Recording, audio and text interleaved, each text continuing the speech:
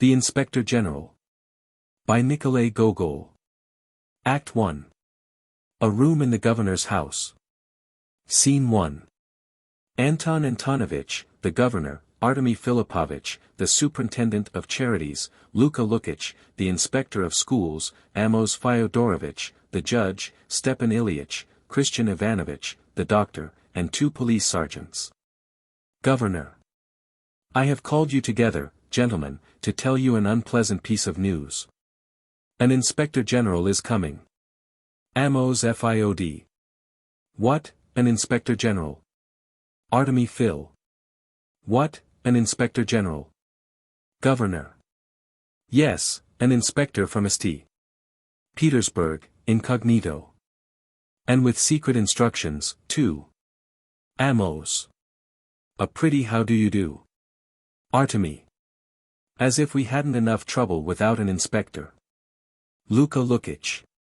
Good Lord. With secret instructions. Governor. I had a sort of presentiment of it. Last night I kept dreaming of 2 rats, regular monsters. Upon my word, I never saw the likes of them, black and supernaturally big.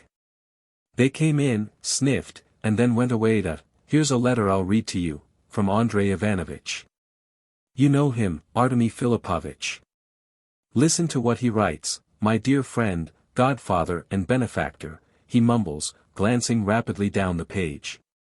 And to let you know, that's it, I hasten to let you know, among other things, that an official has arrived here with instructions to inspect the whole government, and your district especially. Raises his finger significantly. I have learned of his being here from highly trustworthy sources, though he pretends to be a private person. So, as you have your little peccadillos, you know, like everybody else, you are a sensible man, and you don't let the good things that come your way slip by, stopping, that's his junk, I advise you to take precautions. As he may arrive any hour, if he hasn't already, and is not staying somewhere incognito. Yesterday, the rest are family matters. Sister Anna Krylovna is here visiting us with her husband. Ivan Krylovich has grown very fat and is always playing the fiddle, etc., etc. So there you have the situation we are confronted with, gentlemen. Amos. An extraordinary situation, most extraordinary. Something behind it, I am sure. Luka. But why, Anton Antonovich? What for? Why should we have an inspector? Governor. It's fate, I suppose. Sighs. Till now, thank goodness, they have been nosing about in other towns. Now our turn has come. Amos. My opinion is, Anton Antonovich, that the cause is a deep one and rather political in character. It means this, that Russia, yes, that Russia intends to go to war, and the government has secretly commissioned an official to find out if there is any treasonable activity anywhere. Governor. The wise man has hit on the very thing. Treason in this little country town. As if it were on the frontier. Why, you might gallop 3 years away from here and reach nowhere. Amos. No, you don't catch on, you don't, the government is shrewd. It makes no difference that our town is so remote. The government is on the lookout all the same. Governor, cutting him short. On the lookout, or not on the lookout, anyhow, gentlemen, I have given you warning. I have made some arrangements for myself, and I advise you to do the same. You especially, Artemy Filipovich. This official, no doubt, will want first of all to inspect your department. So you had better see to it that everything is in order, that the nightcaps are clean, and the patients don't go about as they usually do, looking as grimy as blacksmiths. Artemy. Oh, that's a small matter. We can get nightcaps easily enough. Governor. And over each bed you might hang up a placard stating in Latin or some other language, that's your end of it, Christian Ivanovich, the name of the disease, when the patient fell ill, the day of the week and the month. And I don't like your invalids to be smoking such strong tobacco. It makes you sneeze when you come in. It would be better, too, if there weren't so many of them. If there are a large number, it will instantly be ascribed to bad supervision or incompetent medical treatment. Artemy. Oh, as to treatment, Christian Ivanovich and I have worked out our own system. Our rule is, the nearer to nature the better. We use no expensive medicines. A man is a simple affair. If he dies, he'd die anyway. If he gets well, he'd get well anyway. Besides, the doctor would have a hard time making the patients understand him. He doesn't know a word of Russian. The doctor gives forth a sound intermediate between M and A. Governor. And you, Amos Fyodorovich, had better look to the courthouse. The attendants have turned the entrance hall where the petitioners usually wait into a poultry yard, and the geese and goslings go poking their beaks between people's legs. Of course, setting up housekeeping is commendable, and there is no reason why a porter shouldn't do it. Only, you see, the courthouse is not exactly the place for it. I had meant to tell you so before, but somehow it escaped my memory. Amos. Well, I'll have them all taken into the kitchen today. Will you come and dine with me? Governor. Then, too, it isn't right to have the courtroom littered up with all sorts of rubbish, to have a hunting crop lying right among the papers on your desk. You're fond of sport, I know, still it's better to have the crop removed for the present. When the inspector is gone, you may put it back again. As for your assessor, he's an educated man, to be sure, but he reeks of spirits, as if he had just emerged from a distillery. That's not right either. I had meant to tell you so long ago, but something or other drove the thing out of my mind. If his odor is really a congenital defect, as he says, then there are ways of remedying it. You might advise him to eat onion or garlic, or something of the sort. Christian Ivanovich can help him out with some of his nostrums. The doctor makes the same sound as before. Amos. No, there's no cure for it. He says his nurse struck him when he was a child, and ever since he has smelt of vodka. Governor. Well, I just wanted to call your attention to it. As regards the internal administration and what Andrei Ivanovich in his letter calls little peccadillos, I have nothing to say. Why, of course, there isn't a man living who hasn't some sins to answer for. That's the way God made the world, and the Voltairean freethinkers can talk against it all they like, it won't do any good. Amos. What do you mean by sins? Anton Antonovich. There are sins and sins. I tell everyone plainly that I take bribes. I make no bones about it. But what kind of bribes? White greyhound puppies. That's quite a different matter. Governor. Bribes are bribes, whether puppies or anything else. Amos. Oh, no, Anton Antonovich.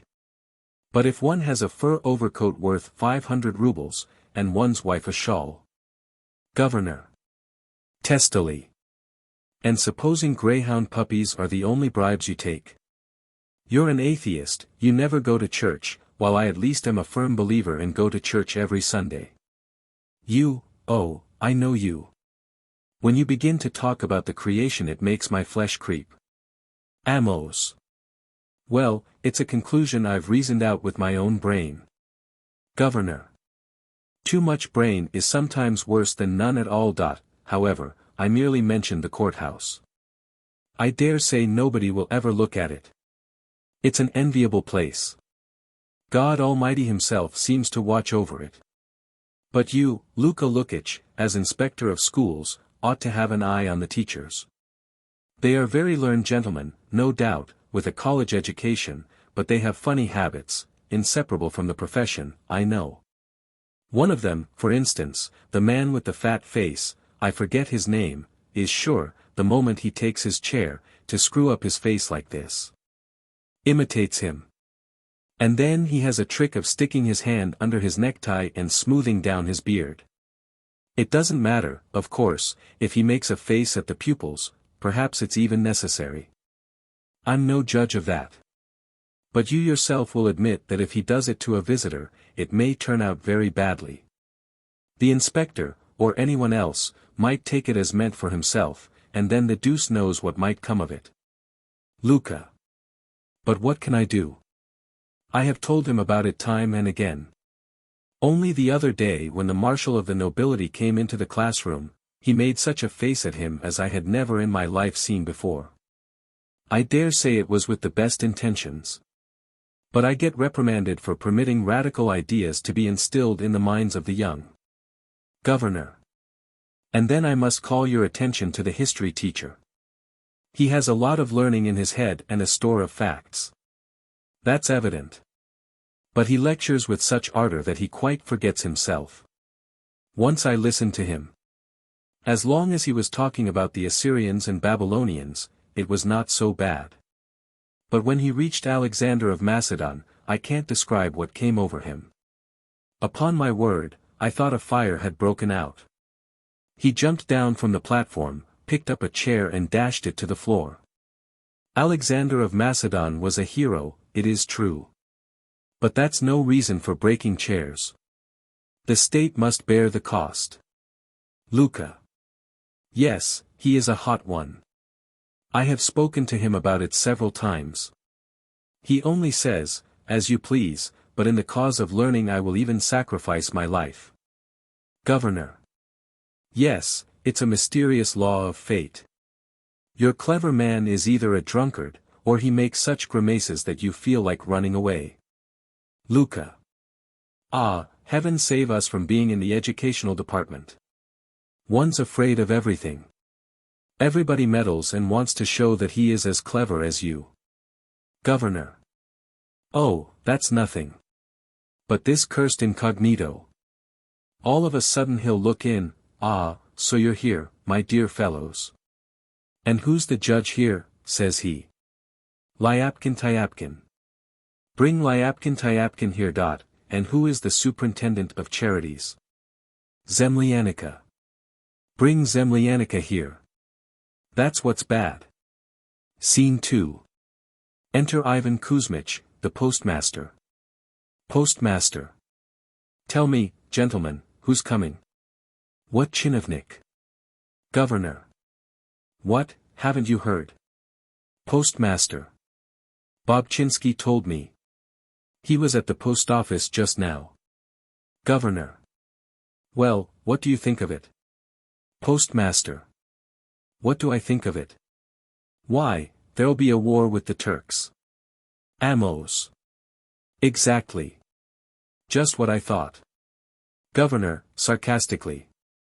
Yes, you've both hit in the air precisely. Postmaster. It's war with the Turks for sure, all fomented by the French. Governor. Nonsense. War with the Turks indeed.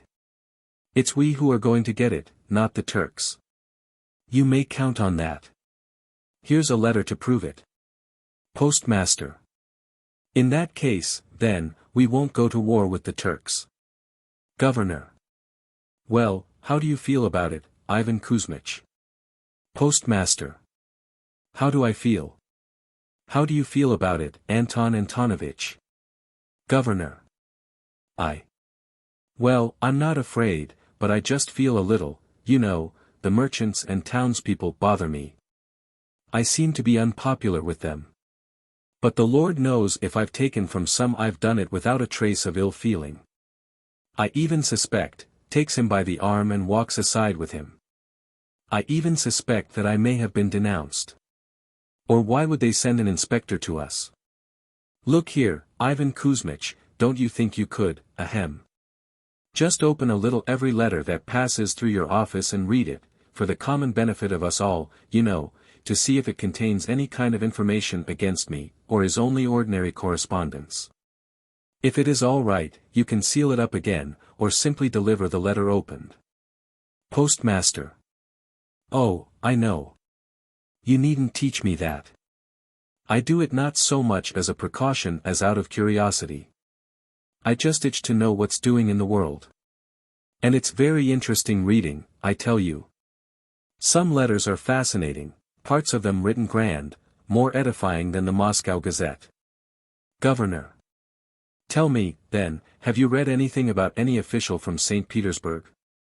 Postmaster. No, nothing about a St. Petersburg official, but plenty about Kostroma and Saratov ones. A pity you don't read the letters. There are some very fine passages in them. For instance, not long ago a lieutenant writes to a friend describing a ball very wittily. Splendid. Dear friend, he says, I live in the regions of the Empyrean, lots of girls, bands playing, flags flying. He's put a lot of feeling into his description, a whole lot. I've kept the letter on purpose. Would you like to read it? Governor. No, this is no time for such things. But please, Ivan Kuzmich, do me the favor, if ever you chance upon a complaint or denunciation, don't hesitate a moment, hold it back. Postmaster. I will, with the greatest pleasure. Amos. You had better be careful. You may get yourself into trouble. Postmaster. Goodness me. Governor. Never mind, never mind. Of course, it would be different if you published it broadcast. But it's a private affair, just between us. Amos. Yes, it's a bad business. I really came here to make you a present of a puppy, sister to the dog you know about. I suppose you have heard that Cheptovich and Varkovinsky have started a suit. So now I live in clover. I hunt hares first on the one's estate, then on the others. Governor. I don't care about your hares now, my good friend. That cursed incognito is on my brain. Any moment the door may open and in walk. Scene 3. Enter Bobchinsky and Dobchinsky, out of breath. Bobchinsky. What an extraordinary occurrence. Dobchinsky. An unexpected piece of news. All. What is it? What is it? Dobchinsky. Something quite unforeseen. We were about to enter the inn. Bobchinsky, interrupting. Yes, Pyotr Ivanovich and I were entering the inn. Dobchinsky, interrupting. Please, Pyotr Ivanovich, let me tell. Bobchinsky. No, please, let me. You can't. You haven't got the style for it. Dobchinsky. Oh, but you'll get mixed up and won't remember everything. Bobchinsky. Yes, I will, upon my word, I will. Please don't interrupt. Do let me tell the news, don't interrupt. Pray, oblige me, gentlemen, and tell Dobchinsky not to interrupt. Governor. Speak, for heaven's sake. What is it? My heart is in my mouth. Sit down, gentlemen, take seats. Pyotr Ivanovich, here's a chair for you. All seat themselves around Bobchinsky and Dobchinsky. Well, now, what is it? What is it? Bobchinsky. Permit me. I'll tell it all just as it happened. As soon as I had the pleasure of taking leave of you after you were good enough to be bothered with the letter which you had received, sir, I ran out. Now, please don't keep interrupting, Dobchinsky. I know all about it, all, I tell you. So I ran out to see Korobkin. But not finding Korobkin at home, I went off to Rastakovsky, and not seeing him, I went to Ivan Kuzmich to tell him of the news you'd got. Going on from there I met Dobchinsky. Dobchinsky, interjecting. At the stall where they sell pies. Bobchinsky. At the stall where they sell pies. Well, I met Dobchinsky and I said to him, have you heard the news that came to Anton Antonovich in a letter which is absolutely reliable? But Pyotr Ivanovich had already heard of it from your housekeeper, Avdosha, who, I don't know why, had been sent to Philip Antonovich Pachichuyev. Dobchinsky, interrupting. To get a little keg for French brandy. Bobchinsky. Yes, to get a little keg for French brandy. So then I went with Dobchinsky to Pachichuyev's. Will you stop, Pyotr Ivanovich? Please don't interrupt. So off we went to Pachichuyev's, and on the way Dobchinsky said, let's go to the inn, he said. I haven't eaten a thing since morning. My stomach is growling. Yes, sir, his stomach was growling. They've just got in a supply of fresh salmon at the inn, he said. Let's take a bite. We had hardly entered the inn when we saw a young man. Dobzhinsky, interrupting. Of rather good appearance and dressed in ordinary citizen's clothes. Dobzhinsky. Yes, of rather good appearance and dressed in citizen's clothes, walking up and down the room. There was something out of the usual about his face, you know, something deep, and a manner about him, and here, raises his hand to his forehead and turns it around several times, full of everything. I had a sort of feeling, and I said to Dobzhinsky, something's up. This is no ordinary matter. Yes, and Dobzhinsky beckoned to the landlord, Vlas, the innkeeper, you know, 3 weeks ago his wife presented him with a baby, a bouncer, he'll grow up just like his father and keep a tavern. Well, we beckoned to Vlas, and Dobzhinsky asked him on the quiet, who, he asked, is that young man? That young man, Vlas replied, that young man, oh, don't interrupt, Pyotr Ivanovich, please don't interrupt. You can't tell the story. Upon my word, you can't. You lisp and one tooth in your mouth makes you whistle. I know what I'm saying. That young man, he said, is an official. Yes, sir. On his way from St. Petersburg. And his name, he said, is Ivan Alexandrovich Khlestakov, and he's going, he said, to the government of Saratov, he said. And he acts so queerly. It's the 2nd week he's been here and he's never left the house. And he won't pay a penny, takes everything on account. When Vlas told me that, a light dawned on me from above, and I said to Pyotr Ivanovich, hey. Dobzhinsky. No, Pyotr Ivanovich, I said hey. Dobzhinsky. Well, first you said it, then I did. Hey, said both of us, and why does he stick here if he's going to Saratov? Yes, sir, that's he, the official. Governor. Who? What official? Dobzhinsky. Why, the official who you were notified was coming, the inspector. Governor, terrified. Great God! What's that you're saying? It can't be he. Dobzhinsky. It is, though. Why, he doesn't pay his bills and he doesn't leave. Who else can it be? And his postchaise is ordered for Saratov. Dobzhinsky. It's he, it's he, it's he. Why, he's so alert, he scrutinized everything. He saw that Dobzhinsky and I were eating salmon, chiefly on account of Dobzhinsky's stomach, and he looked at our plates so hard that I was frightened to death. Governor. The Lord have mercy on us sinners. In what room is he staying? Dobzhinsky. Room number 5 near the stairway. Dobzhinsky. In the same room that the officers quarreled in when they passed through here last year. Governor. How long has he been here? Dobzhinsky. 2 weeks. He came on St. Vasily's Day. Governor. 2 weeks. Aside. Holy Fathers and Saints preserve me.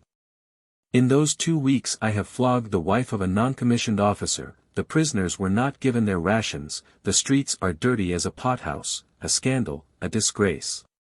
Clutches his head with both hands. Artemy. What do you think, Anton Antonovich, hadn't we better go in state to the inn? Amos. No, no. First send the chief magistrate, then the clergy, then the merchants.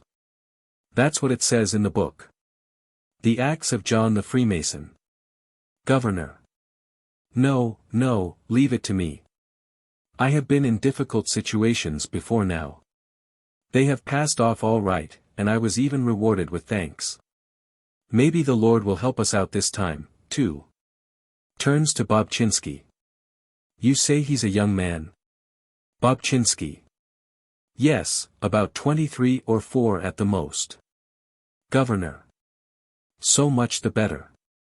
It's easier to pump things out of a young man. It's tough if you've got a hardened old devil to deal with. But a young man is all on the surface. You, gentlemen, had better see to your end of things while I go unofficially, by myself, or with Dobchinsky here, as though for a walk, to see that the visitors that come to town are properly accommodated. Here, Svistchanov. To one of the sergeants. Svistchanov. Sir. Governor. Go instantly to the police captain, or, no, I'll want you. Tell somebody to send him here as quickly as possibly and then come back. Svistchanov hurries off. Artemy. Let's go, Amos Fyodorovich. We may really get into trouble. Amos. What have you got to be afraid of? Put clean nightcaps on the patients and the thing's done. Artemy. Nightcaps. Nonsense.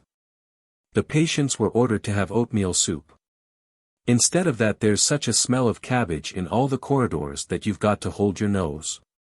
Amos. Well, my mind's at ease. Who's going to visit the court? Supposing he does look at the papers, he'll wish he had left them alone. I have been on the bench 15 years, and when I take a look into a report, I despair. King Solomon in all his wisdom could not tell what is true and what is not true in it. The judge, the superintendent of charities, the school inspector, and postmaster go out and bump up against the sergeant in the doorway as the latter returns. Scene 4. The governor, Dobchinsky, and Sergeant Svistchanov. Governor. Well, is the cab ready? Svistchanov. Yes, sir. Governor. Go out on the street, or, no, stop, go and bring, why, where are the others? Why are you alone? Didn't I give orders for Prokhorov to be here? Where is Prokhorov? Svistchanov. Prokhorov is in somebody's house and can't go on duty just now. Governor. Why so? Svistchanov. Well, they brought him back this morning dead drunk. They poured 2 buckets of water over him, but he hasn't sobered up yet. Governor, clutching his head with both hands.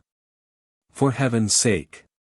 Go out on duty quick, or, no, run up to my room, do you hear? And fetch my sword and my new hat. Now, Pyotr Ivanovich, to Dobchinsky, come. Bobchinsky. And me, too. Let me come, too, Anton Antonovich. Governor. No, Bobchinsky, it won't do. Besides there is not enough room in the cab. Bobchinsky. Oh, that doesn't matter.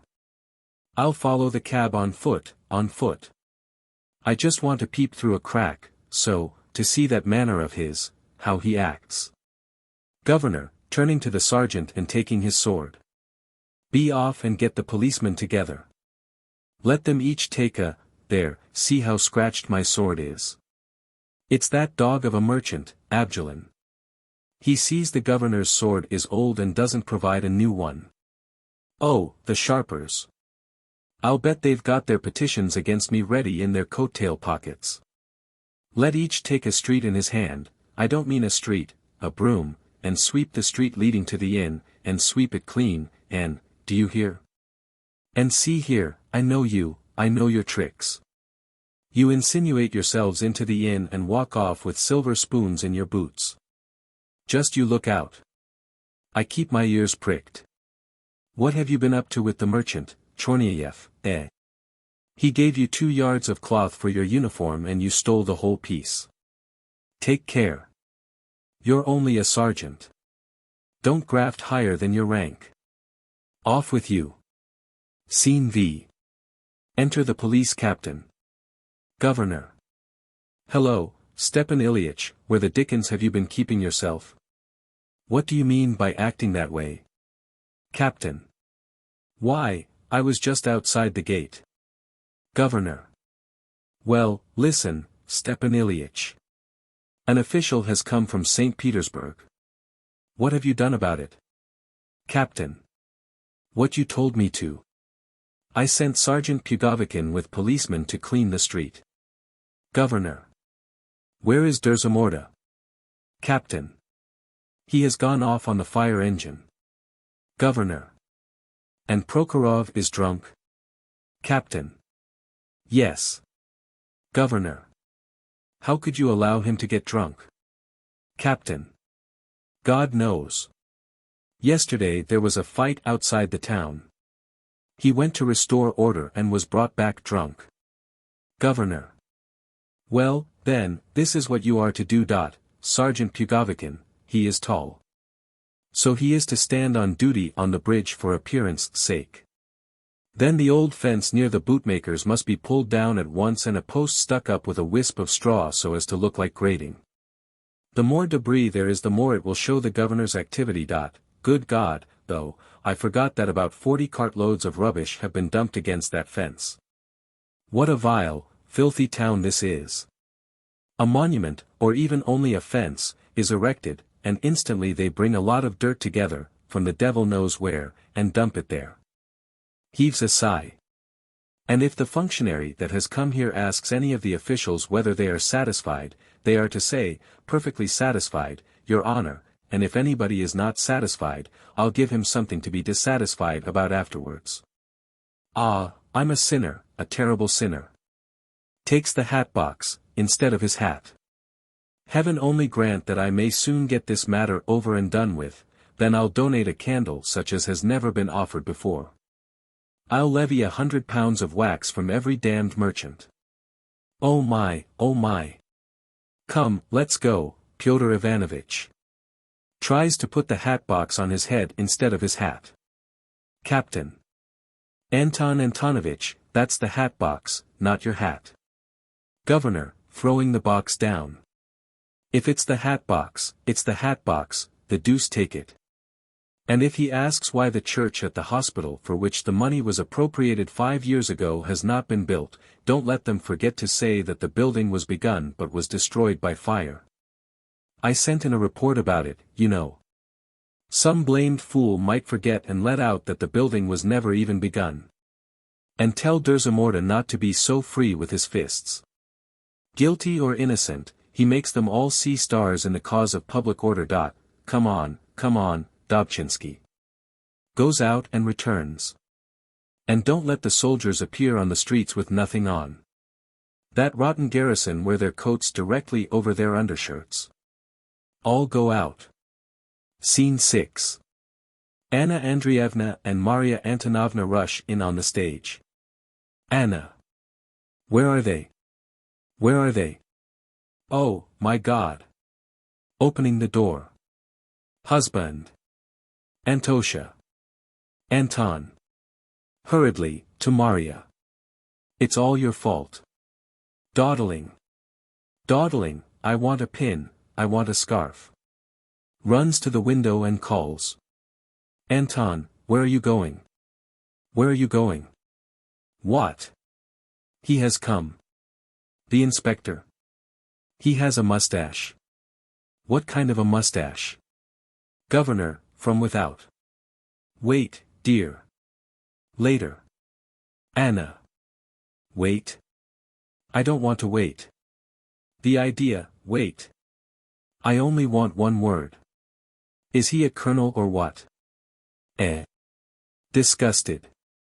There, he's gone. You'll pay for it. It's all your fault, you, with your mama, dear, wait a moment, I'll just pin my scarf. I'll come directly. Yes, directly. Now we have missed the news. It's all your confounded coquettishness. You heard the postmaster was here and so you must prink and prim yourself in front of the mirror, look on this side and that side and all around. You imagine he's smitten with you. But I can tell you he makes a face at you the moment you turn your back. Maria. It can't be helped, Mama. We'll know everything in a couple of hours anyway. Anna. In a couple of hours. Thank you. A nice answer. Why don't you say, in a month? We'll know still more in a month. She leans out of the window. Here, Avdosha. I say. Have you heard whether anybody has come, Avdosha? No, you goose, you didn't, he waved his hands. Well, what of it? Let him wave his hands. But you should have asked him anyhow. You couldn't find out, of course, with your head full of nonsense and lovers. What? They left in a hurry? Well, you should have run after the carriage. Off with you at once, do you hear? Run and ask everybody where they are. Be sure and find out who the newcomer is and what he is like, do you hear? Peep through a crack and find everything out, what sort of eyes he has, whether they are black or blue, and be back here instantly, this minute, do you hear? Quick, quick, quick. She keeps on calling and they both stand at the window until the curtain drops. Act 2.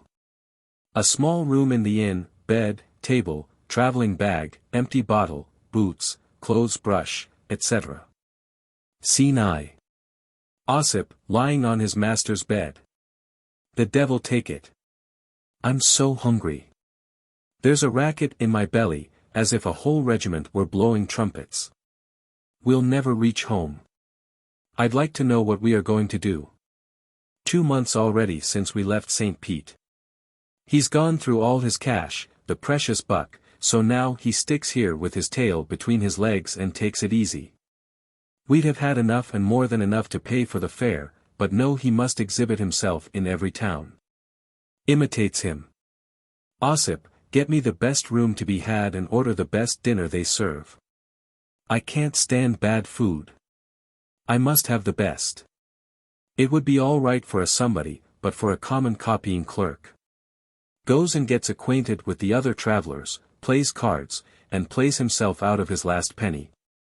Oh, I'm sick of this life. It's better in our village, really. There isn't so much going on, but then there is less to bother about. You get yourself a wife and lie on the stove all the time and eat pie. Of course, if you wanted to tell the truth, there's no denying it that there's nothing like living in St. Pete. All you want is money. And then you can live smart and classy, theatres, dogs to dance for you, everything, and everybody talks so genteel, pretty near like in high society. If you go to the Shukin Bazaar, the shopkeepers cry, "Gentlemen," at you. You sit with the officials in the ferry boat. If you want company, you go into a shop. A sport there will tell you about life in the barracks and explain the meaning of every star in the sky, so that you see them all as if you held them in your hand. Then an old officer's wife will gossip, or a pretty chambermaid will dart a look at you, ta, ta, ta. Smirks and wags his head. And what deucedly civil manners they have, too. You never hear no impolite language. They always say, "Mister," to you. If you are tired of walking, why you take a cab and sit in it like a lord. And if you don't feel like paying, then you don't. Every house has an open-work gate and you can slip through and the devil himself won't catch you. There's one bad thing, though, sometimes you get first-class eats and sometimes you're so starved you nearly drop, like now. It's all his fault. What can you do with him? His dad sends him money to keep him going, but the devil a lot it does. He goes off on a spree, rides in cabs, gets me to buy a theatre ticket for him every day, and in a week look at him, sends me to the old clothes man to sell his new dress coat. Sometimes he gets rid of everything down to his last shirt and is left with nothing except his coat and overcoat. Upon my word, it's the truth. And such fine cloth, too. English, you know. One dress coat costs him 150 rubles and he sells it to the old clothes man for 20. No use saying nothing about his pants. They go for a song. And why? Because he doesn't tend to his business. Instead of sticking to his job, he gads about on the prospect and plays cards. Ah, if the old gentleman only knew it. He wouldn't care that you are an official. He'd lift up your little shirty and would lay it on so that you'd go about rubbing yourself for a week. If you have a job, stick to it. Here's the innkeeper says he won't let you have anything to eat unless you pay your back bills. Well, and suppose we don't pay? Sighing. Oh, good God. If only I could get cabbage soup. I think I could eat up the whole world now. There's a knock at the door. I suppose it's him. Rises from the bed hastily. Scene 2. Osip and Khlestakov. Khlestakov. Here. Hands him his cap and cane. What, been warming the bed again? OSIP. Why should I have been warming the bed? Have I never seen a bed before? Khlestakov. You're lying. The bed's all tumbled up. OSIP. What do I want a bed for? Don't I know what a bed is like? I have legs and can use them to stand on. I don't need your bed. Khlestakov, walking up and down the room. Go see if there isn't some tobacco in the pouch. OSIP. What tobacco? You emptied it out 4 days ago. Khlestakov, pacing the room and twisting his lips. Finally he says in a loud resolute voice. Listen, Osip. OSIP. Yes, sir. Khlestakov, in a voice just as loud, but not quite so resolute. Go down there. OSIP. Where? Khlestakov, in a voice not at all resolute, nor loud, but almost an entreaty. Down to the restaurant, tell them, to send up dinner. OSIP. No, I won't. Khlestakov. How dare you, you fool. OSIP. It won't do any good, anyhow. The landlord said he won't let you have anything more to eat. Khlestakov. How dare he? What nonsense is this? OSIP. He'll go to the governor, too, he says. It's 2 weeks now since you've paid him, he says.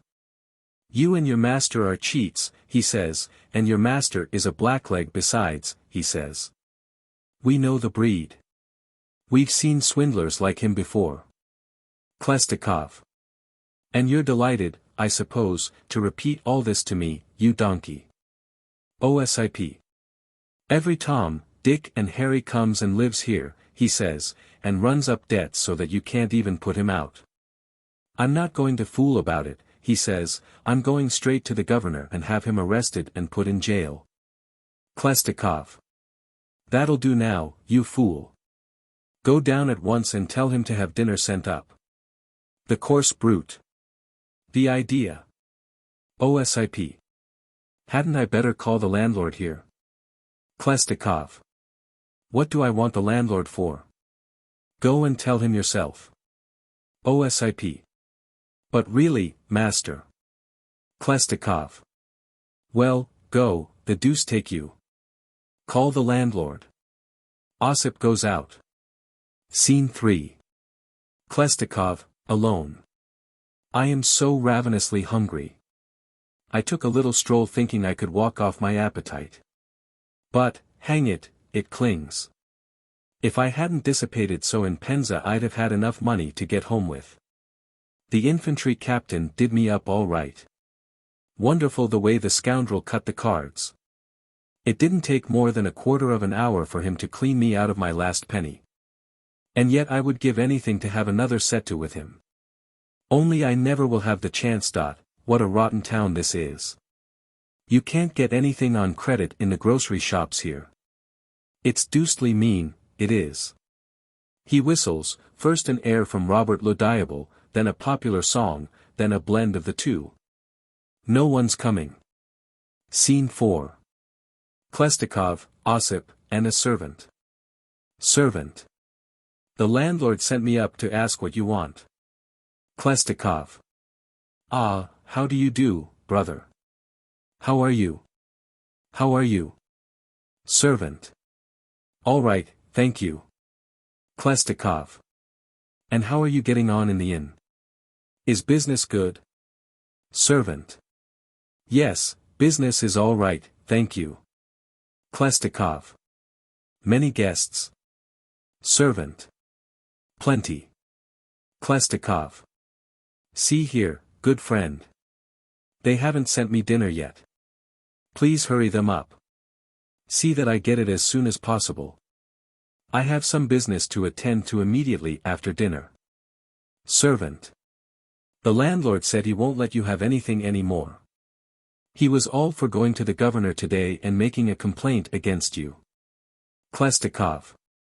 What's there to complain about? Judge for yourself, friend. Why, I've got to eat. If I go on like this I'll turn into a skeleton. I'm hungry, I'm not joking. Servant. Yes, sir, that's what he said. I won't let him have no dinner, he said, till he pays for what he has already had. That was his answer. Khlestakov. Try to persuade him. Servant. But what shall I tell him? Khlestakov. Explain that it's a serious matter, I've got to eat. As for the money, of course, he thinks that because a muzhik like him can go without food a whole day others can too. The idea. Servant. Well, all right. I'll tell him. The servant and Osip go out. Scene V. Khlestakov alone. Khlestakov. A bad business if he refuses to let me have anything. I'm so hungry. I've never been so hungry in my life. Shall I try to raise something on my clothes? Shall I sell my trousers? No, I'd rather starve than come home without a St. Petersburg suit. It's a shame Joachim wouldn't let me have a carriage on hire. It would have been great to ride home in a carriage, drive up under the porte-cochere of one of the neighbors with lamps lighted and Osip behind in livery. Imagine the stir it would have created. Who is it? What's that? Then my footman walks in, draws himself up and imitates, and announces, Ivan Alexandrovich Khlestakov of St. Petersburg. Will you receive him? Those country lubbers don't even know what it means to receive. If any lout of a country squire pays them a visit, he stalks straight into the drawing-room like a bear. Then you step up to one of their pretty girls and say, Delighted, madam. Rubs his hands and bows. Phew. Spits. I feel positively sick, I'm so hungry. Scene 6. Khlestakov, Osip, and later the servant. Khlestakov. Well. OSIP. They're bringing dinner. Khlestakov, claps his hands and wriggles in his chair. Dinner, dinner, dinner. Servant, with plates and napkin. This is the last time the landlord will let you have dinner. Khlestakov. The landlord, the landlord. I spit on your landlord. What have you got there? Servant. Soup and roast beef. Khlestakov. What? Only 2 courses. Servant. That's all. Khlestakov. Nonsense. I won't take it. What does he mean by that? Ask him. It's not enough. Servant. The landlord says it's too much. Khlestakov. Why is there no sauce? Servant. There is none. Khlestakov. Why not? I saw them preparing a whole lot when I passed through the kitchen. And in the dining room this morning 2 short little men were eating salmon and lots of other things. Servant. Well, you see, there is some and there isn't. Khlestakov. Why isn't? Servant. Because there isn't any. Khlestakov. What, no salmon, no fish, no cutlets. Servant. Only for the better kind of folk. Khlestakov. You're a fool. Servant. Yes, sir. Khlestakov. You measly suckling pig. Why can they eat and I not? Why the devil can't I eat, too? Am I not a guest the same as they? Servant. No, not the same. That's plain. Khlestakov. How so? Servant. That's easy. They pay, that's it. Khlestakov. I'm not going to argue with you, simpleton. Ladles out the soup and begins to eat. What, you call that soup? Simply hot water poured into a cup. No taste to it at all. It only stinks. I don't want it. Bring me some other soup. Servant. All right. I'll take it away. The boss said if you didn't want it, you needn't take it. Khlestakov, putting his hand over the dishes. Well, leave it alone, you fool. You may be used to treat other people this way, but I'm not that sort. I advise you not to try it on me. My God! What soup! Goes on eating. I don't think anybody in the world tasted such soup. Feathers floating on the top instead of butter. Cuts the piece of chicken in the soup. Oh. What a bird! Give me the roast beef. There's a little soup left, Ossip. Take it. Cuts the meat. What sort of roast beef is this? This isn't roast beef. Servant. What else is it? Khlestakov. The devil knows, but it isn't roast beef. It's roast iron, not roast beef. Eats. Scoundrels. Crooks. The stuff they give you to eat. It makes your jaws ache to chew one piece of it. Picks his teeth with his fingers. Villains. It's as tough as the bark of a tree. I can't pull it out no matter how hard I try. Such meat is enough to ruin one's teeth. Crooks. Wipes his mouth with the napkin. Is there nothing else? Servant. No. Khlestakov. Scoundrels. Blackguards. They might have given some decent pastry, or something, the lazy good-for-nothings. Fleecing their guests. That's all they're good for. The servant takes the dishes and carries them out accompanied by Ossip. Scene 7.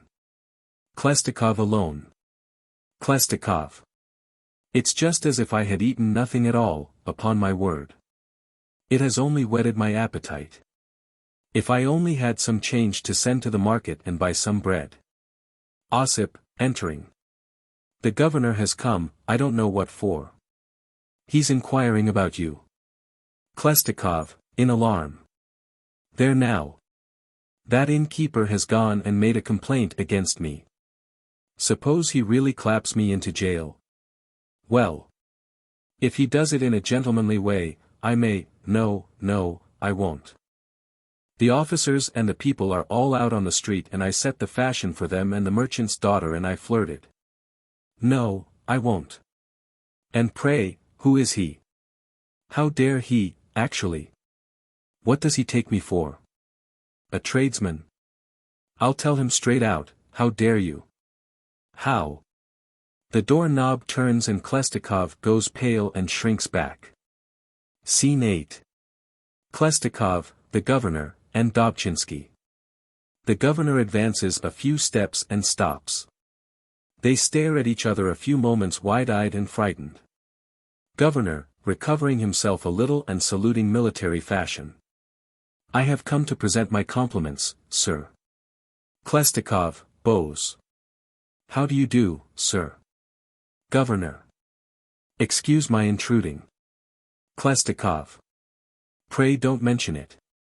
Governor. It's my duty as chief magistrate of this town to see that visitors and persons of rank should suffer no inconveniences. Khlestakov, a little halting at first, but toward the end in a loud, firm voice. Well, what was, to be, done? It's not, my fault. I'm, really going to pay. They will send me money from home. Dobchinski peeps in at the door. He's most to blame. He gives me beef as hard as a board and the soup, the devil knows what he put into it. I ought to have pitched it out of the window. He starves me the whole day. His tea is so peculiar, it smells of fish, not tea. So why should I, the idea? Governor, scared. Excuse me. I assure you, it's not my fault. I always have good beef in the market here. The Kolmogorye merchants bring it, and they are sober, well-behaved people. I'm sure I don't know where he gets his bad meat from. But if anything is wrong, may I suggest that you allow me to take you to another place? Khlestakov. No, I thank you. I don't care to leave. I know what the other place is, the jail. What right have you, I should like to know, how dare you?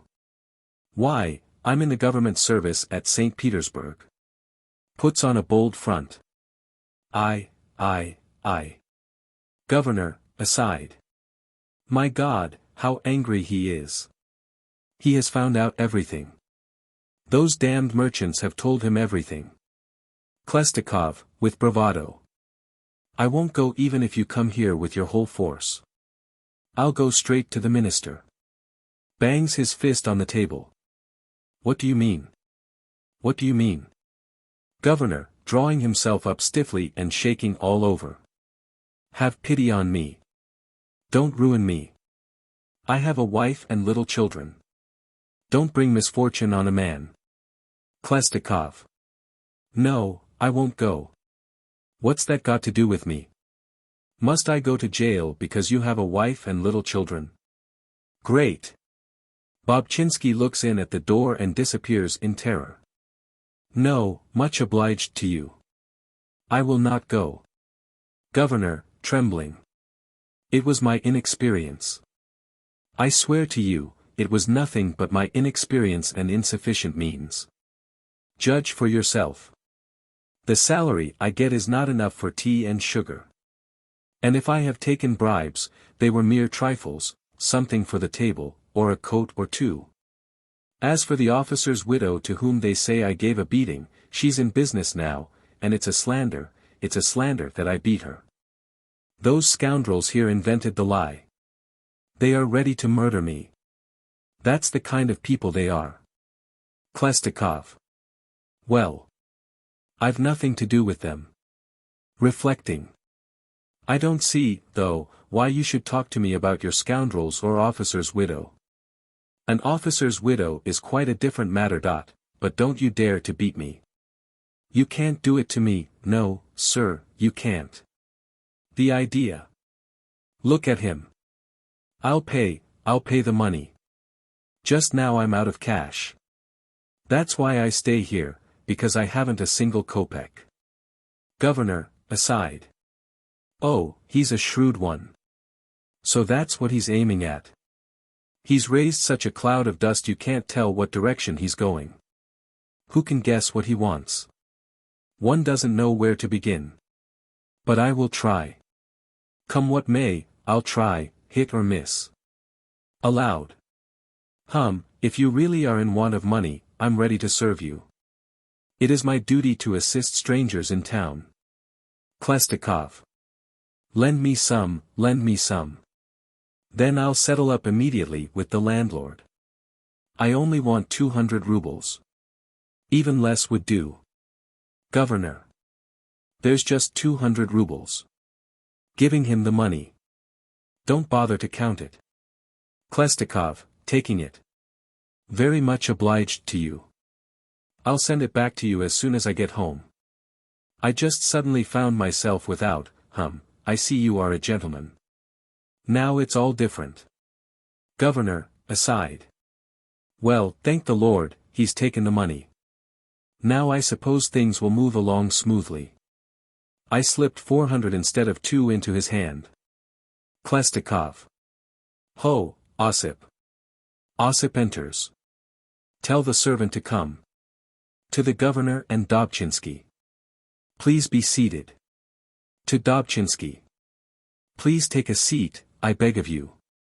Governor. Don't trouble. We can stand. Khlestakov.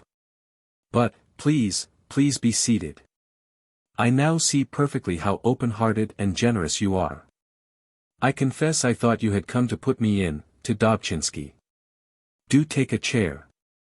The governor and Dobchinsky sit down. Bobchinsky looks in at the door and listens. Governor, aside. I must be bolder. He wants us to pretend he is incognito. Very well, we will talk nonsense, too. We'll pretend we haven't the least idea who he is. Aloud. I was going about in the performance of my duty with Pyotr Ivanovich Dobchinsky here, he's a landed proprietor here, and we came to the inn to see whether the guests are properly accommodated, because I'm not like other governors. Who don't care about anything. No, apart from my duty, out of pure Christian philanthropy, I wish every mortal to be decently treated. And as if to reward me for my pains, chance has afforded me this pleasant acquaintance. Khlestakov. I, too, am delighted. Without your aid, I confess, I should have had to stay here a long time. I didn't know how in the world to pay my bill. Governor, aside. Oh, yes, fib on dot, didn't know how to pay his bill. May I ask where your honor is going? Khlestakov. I'm going to my own village in the government of Saratov. Governor, aside, with an ironical expression on his face. The government of Saratov. Hum. And doesn't even blush. One must be on the qui-vive with this fellow. Aloud. You have undertaken a great task. They say traveling is disagreeable because of the delay in getting horses, but, on the other hand, it is a diversion. You are traveling for your own amusement, I suppose. Khlestakov. No, my father wants me. He's angry because so far I haven't made headway in the St. Petersburg service. He thinks they stick the Vladimir in your buttonhole the minute you get there. I'd like him to knock about in the government offices for a while. Governor, aside. How he fabricates. Dragging in his old father, too. Aloud. And may I ask whether you are going there to stay for long? Khlestakov. I really don't know. You see, my father is stubborn and stupid, an old dotard as hard as a block of wood. I'll tell him straight out, do what you will, I can't live away from St. Petersburg. Really, why should I waste my life among peasants? Our times make different demands on us. My soul craves enlightenment. Governor, aside. He can spin yarns all right. Lie after lie and never trips. And such an ugly insignificant-looking creature, too. Why, it seems to me I could crush him with my fingernails. But wait, I'll make you talk. I'll make you tell me things. Aloud. You were quite right in your observation, that one can do nothing in a dreary out-of-the-way place. Take this town, for instance. You lie awake nights, you work hard for your country, you don't spare yourself, and the reward? You don't know when it's coming. He looks round the room. This room seems rather damp. Khlestakov. Yes, it's a dirty room. And the bugs. I've never experienced anything like them.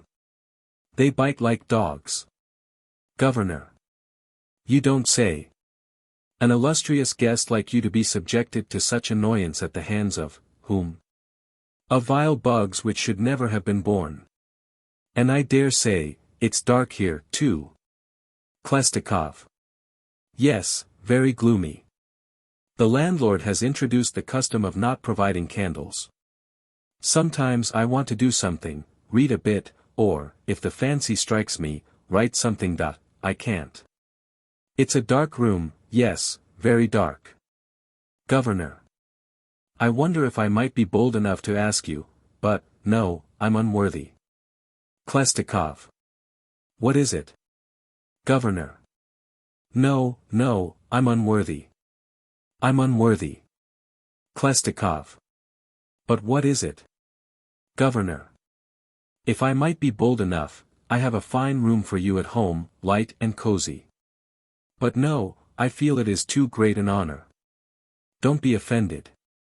Upon my word, I made the offer out of the simplicity of my heart. Khlestakov. On the contrary, I accept your invitation with pleasure.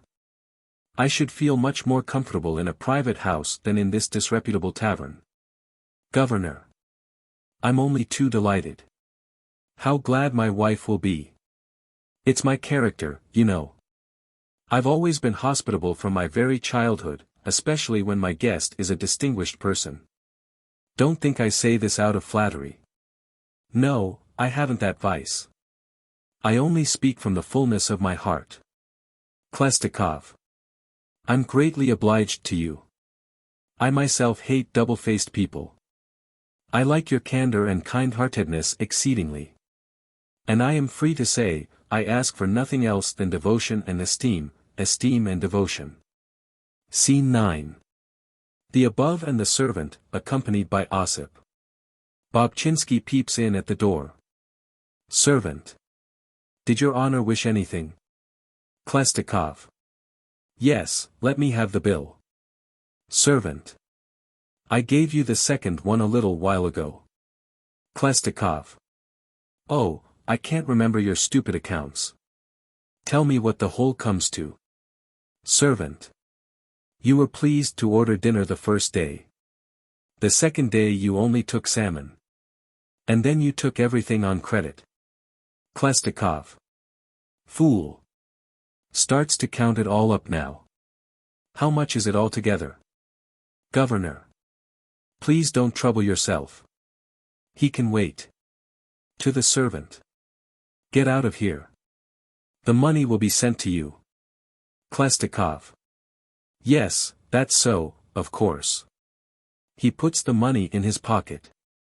The servant goes out. Bobchinsky peeps in at the door. Scene X. The governor, Khlestakov and Dobchinsky.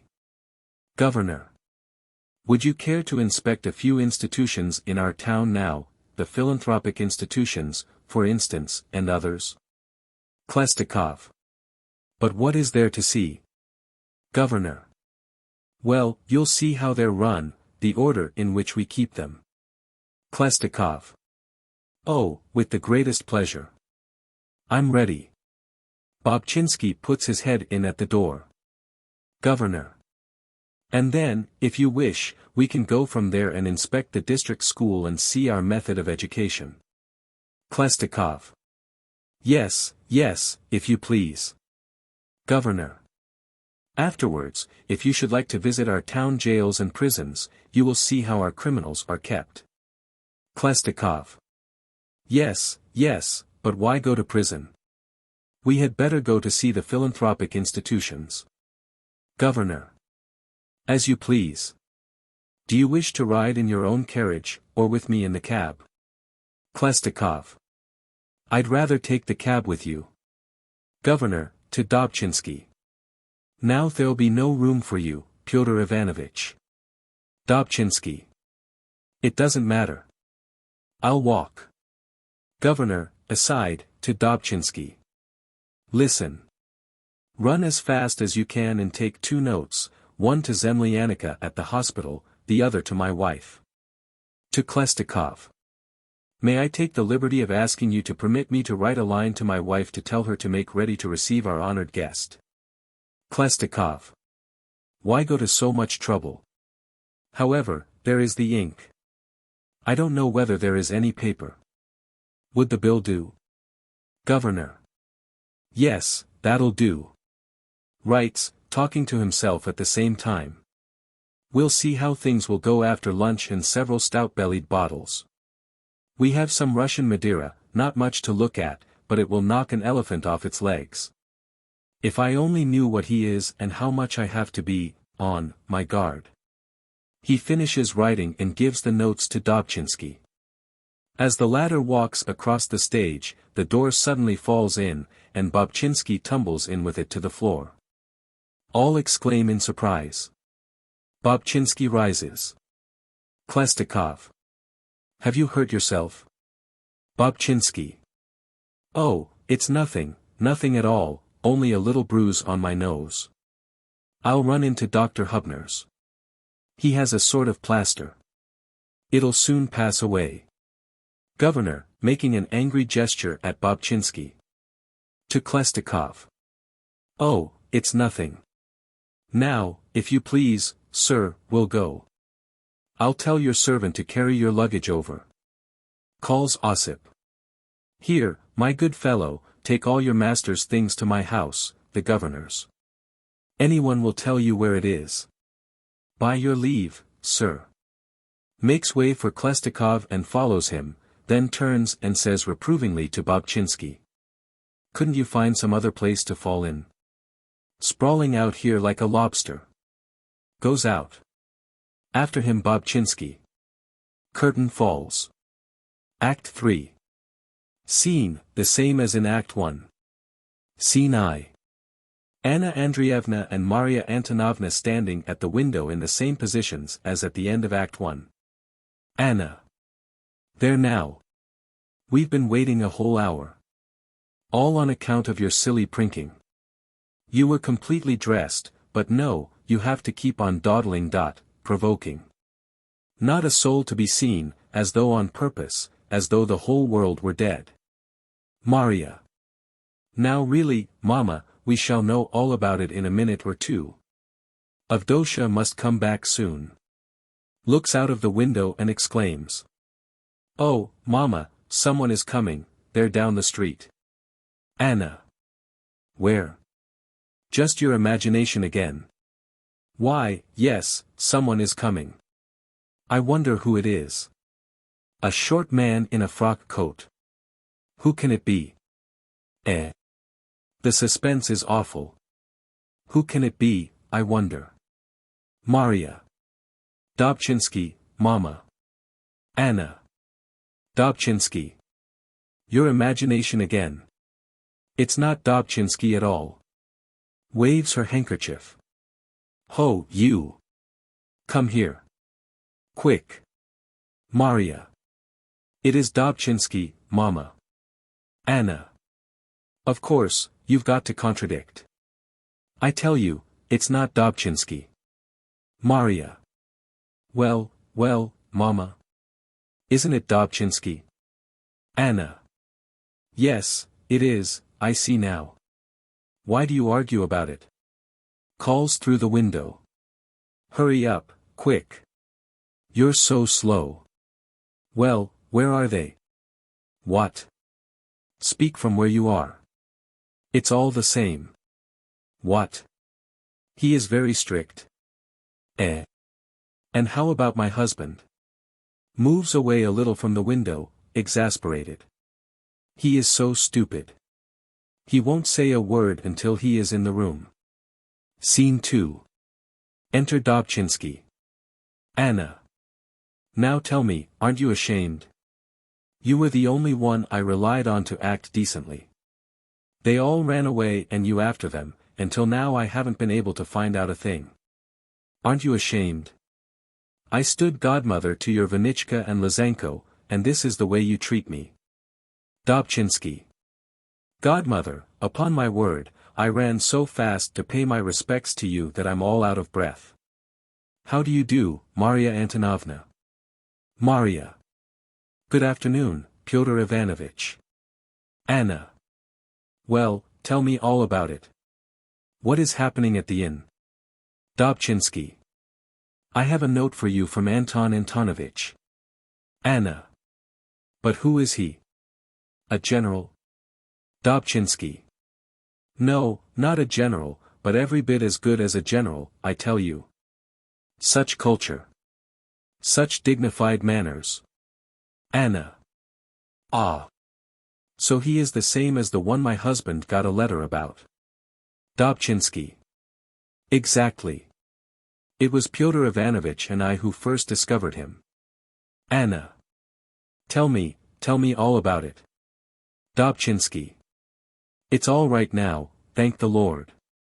At first he received Anton Antonovich rather roughly. He was angry and said the inn was not run properly, and he wouldn't come to the governor's house and he didn't want to go to jail on account of him. But then when he found out that Anton Antonovich was not to blame and they got to talking more intimately, he changed right away, and, thank heaven, everything went well. They've gone now to inspect the philanthropic institutions.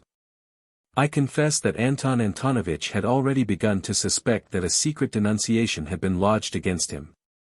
I myself was trembling a little, too. Anna. What have you to be afraid of? You're not an official. Dobchinsky. Well, you see, when a grand mogul speaks, you feel afraid. Anna. That's all rubbish. Tell me, what is he like personally? Is he young or old?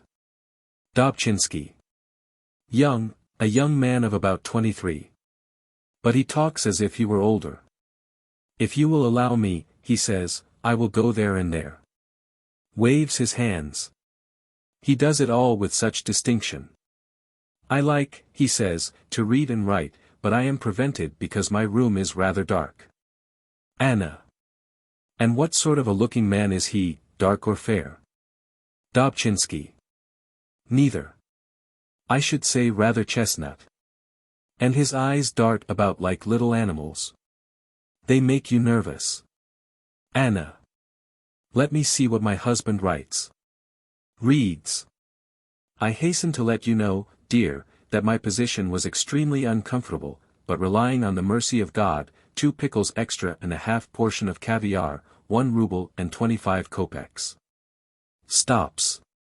I don't understand. What have pickles and caviar got to do with it? Dobchinski. Oh, Anton Antonovich hurriedly wrote on a piece of scrap paper. There's a kind of bill on it. Anna. Oh, yes, I see. Goes on reading. But relying on the mercy of God, I believe all will turn out well in the end.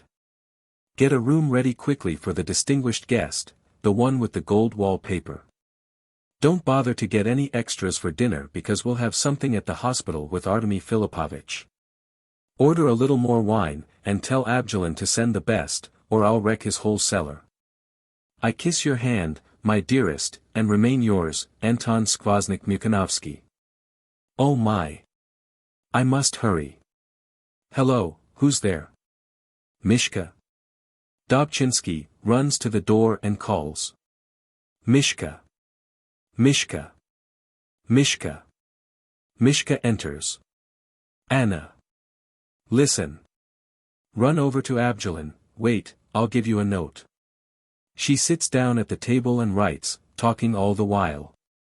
Give this to Sitter, the coachman, and tell him to take it to Abjalin and bring back the wine. And get to work at once and make the gold room ready for a guest. Do it nicely. Put a bed in it, a wash basin and pitcher and everything else. Dobchinski. Well, I'm going now, Anna Andreevna, to see how he does the inspecting. Anna. Go on, I'm not keeping you. Scene 3. Anna Andreevna and Maria Antonovna. Anna. Now, Mashenka, we must attend to our toilet. He's a metropolitan swell and God forbid that he should make fun of us. You put on your blue dress with the little flounces. It's the most becoming. Maria. The idea, Mama. The blue dress. I can't bear it. Lyapkin-Tyapkin's wife wears blue and so does Zemlyanika's daughter. I'd rather wear my flowered dress. Anna. Your flowered dress. Of course, just to be contrary. You'll look lots better in blue because I'm going to wear my dun-colored dress. I love dun-color. Maria. Oh, Mama, it isn't a bit becoming to you. Anna. What, dun-color isn't becoming to me? Maria. No, not a bit. I'm positive it isn't. One's eyes must be quite dark to go with dun-color. Anna. That's nice. And aren't my eyes dark? They are as dark as can be. What nonsense you talk. How can they be anything but dark when I always draw the Queen of Clubs? Maria. Why, Mama, you are more like the Queen of Hearts. Anna. Nonsense. Perfect nonsense. I never was a Queen of Hearts. She goes out hurriedly with Maria and speaks behind the scenes. The ideas she gets into her head. Queen of Hearts. Heavens. What do you think of that? As they go out, a door opens through which Mishka sweeps dirt onto the stage. Osip enters from another door with a valise on his head. Scene 4. Mishka and Osip. OSIP. Where is this to go? Mishka. In here, in here. OSIP. Wait, let me fetch breath first. Lord. What a wretched life. On an empty stomach any load seems heavy. Mishka. Say, uncle, will the general be here soon? OSIP. What general? Mishka. Your master. OSIP. My master? What sort of a general is he? Mishka. Isn't he a general? OSIP. Yes, he's a general, only the other way round. Mishka. Is that higher or lower than a real general? OSIP. Higher. Mishka. Gee whiz. That's why they are raising such a racket about him here. OSIP. Look here, young man, I see you're a smart fellow. Get me something to eat, won't you? Mishka. There isn't anything ready yet for the likes of you. You won't eat plain food. When your master takes his meal, they'll let you have the same as he gets. OSIP. But have you got any plain stuff? Mishka. We have cabbage soup, porridge and pie. OSIP. That's all right. We'll eat cabbage soup, porridge and pie, we'll eat everything. Come, help me with the valise. Is there another way to go out there? Mishka. Yes. They both carry the valise into the next room. Scene V. The sergeants open both folding doors. Khlestakov enters followed by the governor, then the superintendent of charities, the inspector of schools, Dobchinsky and Bobchinsky with a plaster on his nose. The governor points to a piece of paper lying on the floor, and the sergeants rush to pick it up, pushing each other in their haste. Khlestakov. Excellent institutions. I like the way you show strangers everything in your town. In other towns they didn't show me a thing. Governor. In other towns, I venture to observe, the authorities and officials look out for themselves more. Here, I may say, we have no other thought than to win the government's esteem through good order, vigilance, and efficiency. Khlestakov. The lunch was excellent. I've positively overeaten. Do you set such a fine table every day? Governor. In honor of so agreeable a guest we do. Khlestakov. I like to eat well. That's what a man lives for, to pluck the flowers of pleasure. What was that fish called? Artemy, running up to him. Labradon. Khlestakov. It was delicious. Where was it we had our lunch? In the hospital, wasn't it? Artemy. Precisely, in the hospital. Khlestakov. Yes, yes, I remember. There were beds there. The patients must have gotten well. There don't seem to have been many of them. Artemy. About 10 are left. The rest recovered. The place is so well run, there is such perfect order. It may seem incredible to you, but ever since I've taken over the management, they all recover like flies. No sooner does a patient enter the hospital than he feels better. And we obtain this result not so much by medicaments as by honesty and orderliness. Governor. In this connection may I venture to call your attention to what a brain-racking job the office of governor is. There are so many matters he has to give his mind to just in connection with keeping the town clean and repairs and alterations. In a word, it is enough to upset the most competent person. But, thank God, all goes well. Another governor, of course, would look out for his own advantage. But believe me, even nights in bed I keep thinking, oh, God, how could I manage things in such a way that the government would observe my devotion to duty and be satisfied? Whether the government will reward me or not, that of course, lies with them. At least I'll have a clear conscience. When the whole town is in order, the streets swept clean, the prisoners well kept, and few drunkards, what more do I want? Upon my word, I don't even crave honors. Honors, of course, are alluring, but as against the happiness which comes from doing one's duty, they are nothing but dross and vanity. Artemy, aside. Oh, the do-nothing, the scoundrel. How he holds forth. I wish the Lord had blessed me with such a gift. Khlestakov. That's so. I admit I sometimes like to philosophize, too. Sometimes it's prose, and sometimes it comes out poetry. Bobchinsky, to Dobchinsky. How true it all is, Pyotr Ivanovitch. His remarks are great. It's evident that he is an educated man. Khlestakov. Would you tell me, please, if you have any amusements here, any circles where one could have a game of cards? Governor, aside. Ahem. I know what you are aiming at, my boy. Aloud. God forbid. Why, no one here has even heard of such a thing as card-playing circles. I myself have never touched a card. I don't know how to play. I can never look at cards with indifference, and if I happen to see a king of diamonds or some such thing, I am so disgusted I have to spit out. Once I made a house of cards for the children, and then I dreamt of those confounded things the whole night. Heavens! How can people waste their precious time over cards? Luka Lukich, aside. But he pharaohed me out of 100 rubles yesterday, the rascal. Governor. I'd rather employ my time for the benefit of the state. Khlestakov. Oh, well, that's rather going too far. It all depends upon the point of view.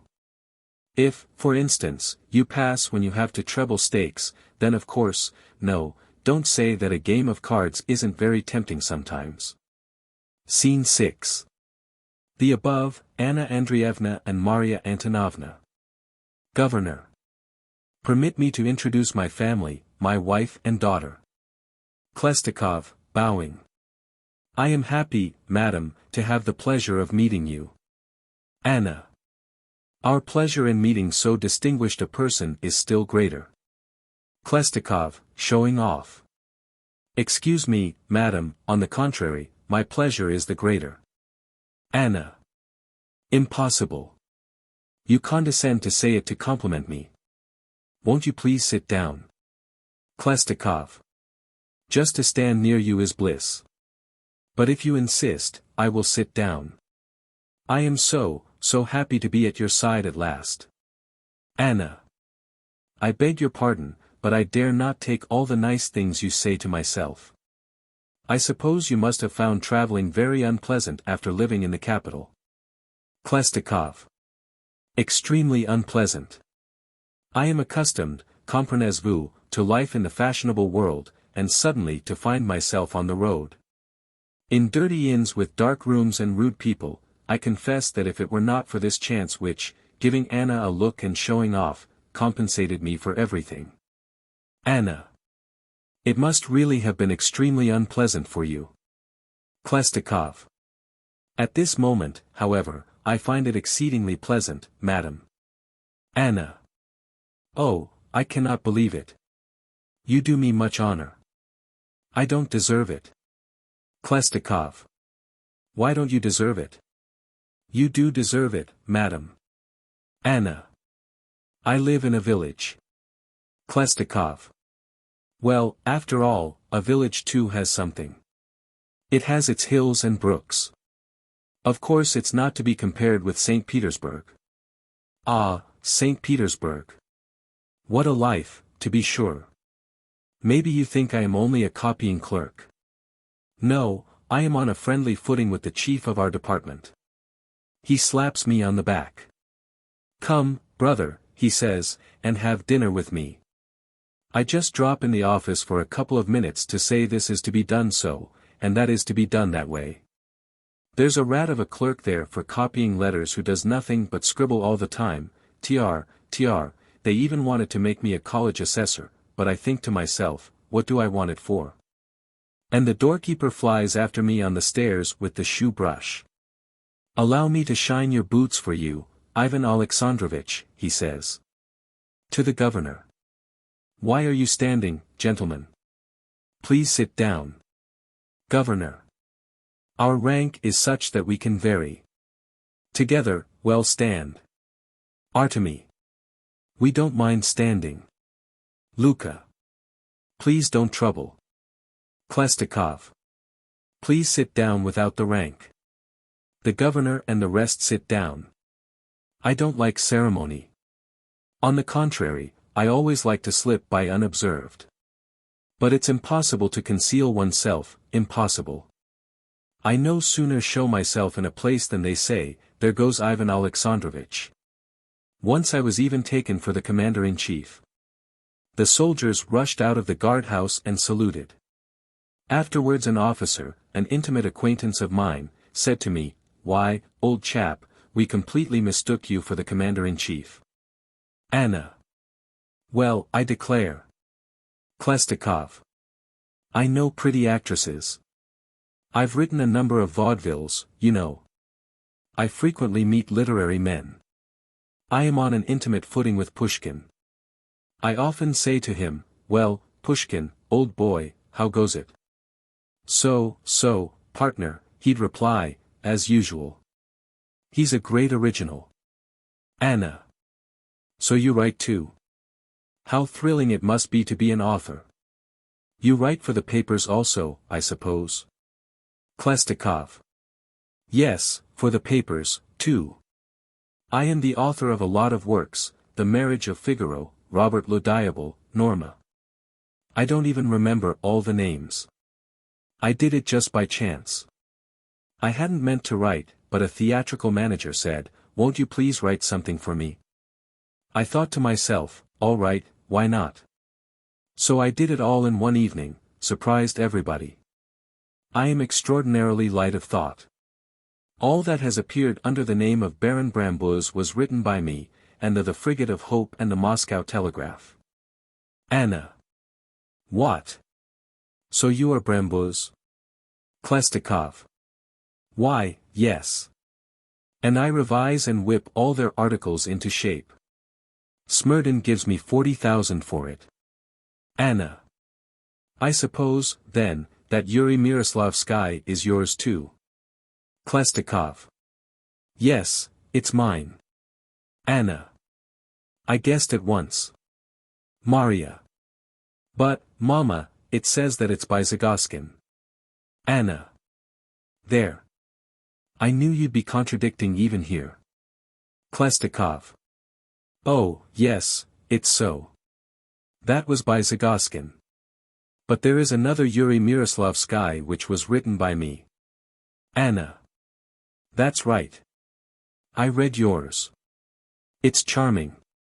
Khlestakov. I admit I live by literature. I have the first house in St. Petersburg. It is well known as the house of Ivan Alexandrovich. Addressing the company in general. If any of you should come to St. Petersburg, do please call to see me. I give balls, too, you know. Anna. I can guess the taste and magnificence of those balls. Khlestakov. Immense. For instance, watermelon will be served costing 700 rubles. The soup comes in the tureen straight from Paris by steamer. When the lid is raised, the aroma of the steam is like nothing else in the world. And we have formed a circle for playing whist, the Minister of Foreign Affairs, the French, the English and the German ambassadors and myself. We play so hard we kill ourselves over the cards. There's nothing like it.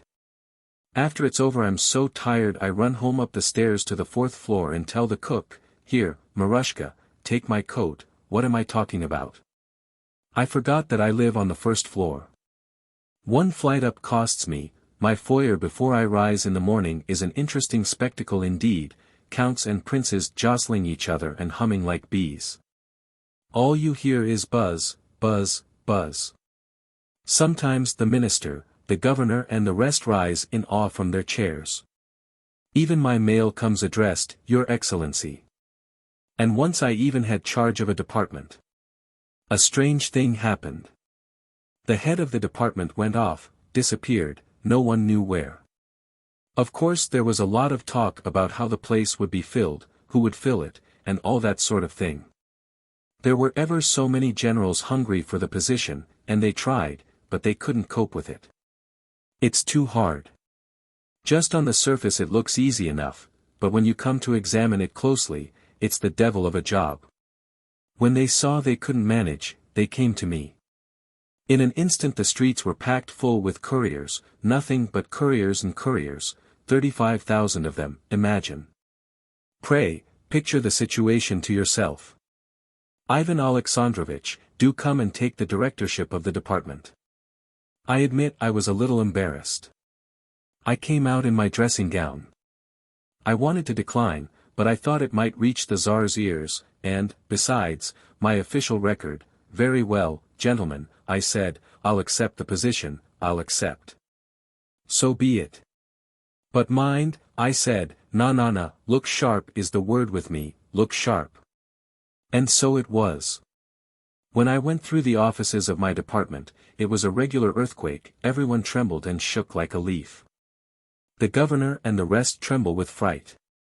Khlestakov works himself up more and more as he speaks. Oh, I don't like to joke. I got all of them thoroughly scared, I tell you. Even the Imperial Council is afraid of me. And really, that's the sort I am. I don't spare anybody. I tell them all, I know myself, I know myself. I am everywhere, everywhere. I go to court daily. Tomorrow they are going to make me a field marshal. He slips and almost falls, but is respectfully held up by the officials. Governor walks up to him trembling from top to toe and speaking with a great effort. Your XXX, Khlestakov, curtly. What is it? Governor. Your XXX, Khlestakov, as before. I can't make out a thing, it's all nonsense. Governor. Your XX, Your Excellency, Your Excellency, wouldn't you like to rest a bit? Here's a room and everything you may need. Khlestakov. Nonsense, rest. However, I'm ready for a rest. Your lunch was fine, gentlemen. I am satisfied, I am satisfied. Declaiming. Labardin. Labardin. He goes into the next room followed by the governor. Scene 7. The same without Khlestakov and the governor. Bobchinsky, to Dobchinsky. There's a man for you, Pyotr Ivanovich. That's what I call a man. I've never in my life been in the presence of so important a personage. I almost died of fright. What do you think is his rank, Pyotr Ivanovich? Dobchinsky. I think he's almost a general. Bobchinsky. And I think a general isn't worth the sole of his boots. But if he is a general, then he must be the generalissimo himself. Did you hear how he bullies the Imperial Council? Come, let's hurry off to Amos Fyodorovich and Korobkin and tell them about it. Goodbye, Anna Andreevna. Dobchinsky. Good afternoon, godmother. Both go out. Artemy. It makes your heart sink and you don't know why. We haven't even our uniforms on. Suppose after he wakes up from his nap he goes and sends a report about us to St. Petersburg. He goes out sunk in thought, with the school inspector, both saying, Goodbye, madam. Scene 8. Anna Andreevna and Maria Antonovna. Anna. Oh, how charming he is. Maria. A perfect dear. Anna. Such refined manners. You can recognize the big city article at once. How he carries himself, and all that sort of thing. Exquisite. I'm just crazy for young men like him. I am in ecstasies, beside myself. He liked me very much though. I noticed he kept looking at me all the time. Maria. Oh, Mama, he looked at me. Anna. No more nonsense please. It's out of place now. Maria. But really, Mama, he did look at me. Anna. There you go. For God's sake, don't argue. You mustn't. That's enough. What would he be looking at you for? Please tell me, why would he be looking at you? Maria. It's true, Mama. He kept looking at me. He looked at me when he began to speak about literature and he looked at me afterwards, when he told about how he played whist with the ambassadors. Anna. Well, maybe he looked at you once or twice and might have said to himself, oh, well, I'll give her a look. Scene 9. The same and the governor. Governor. SHSH. Anna. What is it? Governor. I wish I hadn't given him so much to drink. Suppose even half of what he said is true? Sunk in thought. How can it not be true? A man in his cups is always on the surface. What's in his heart is on his tongue. Of course he fibbed a little.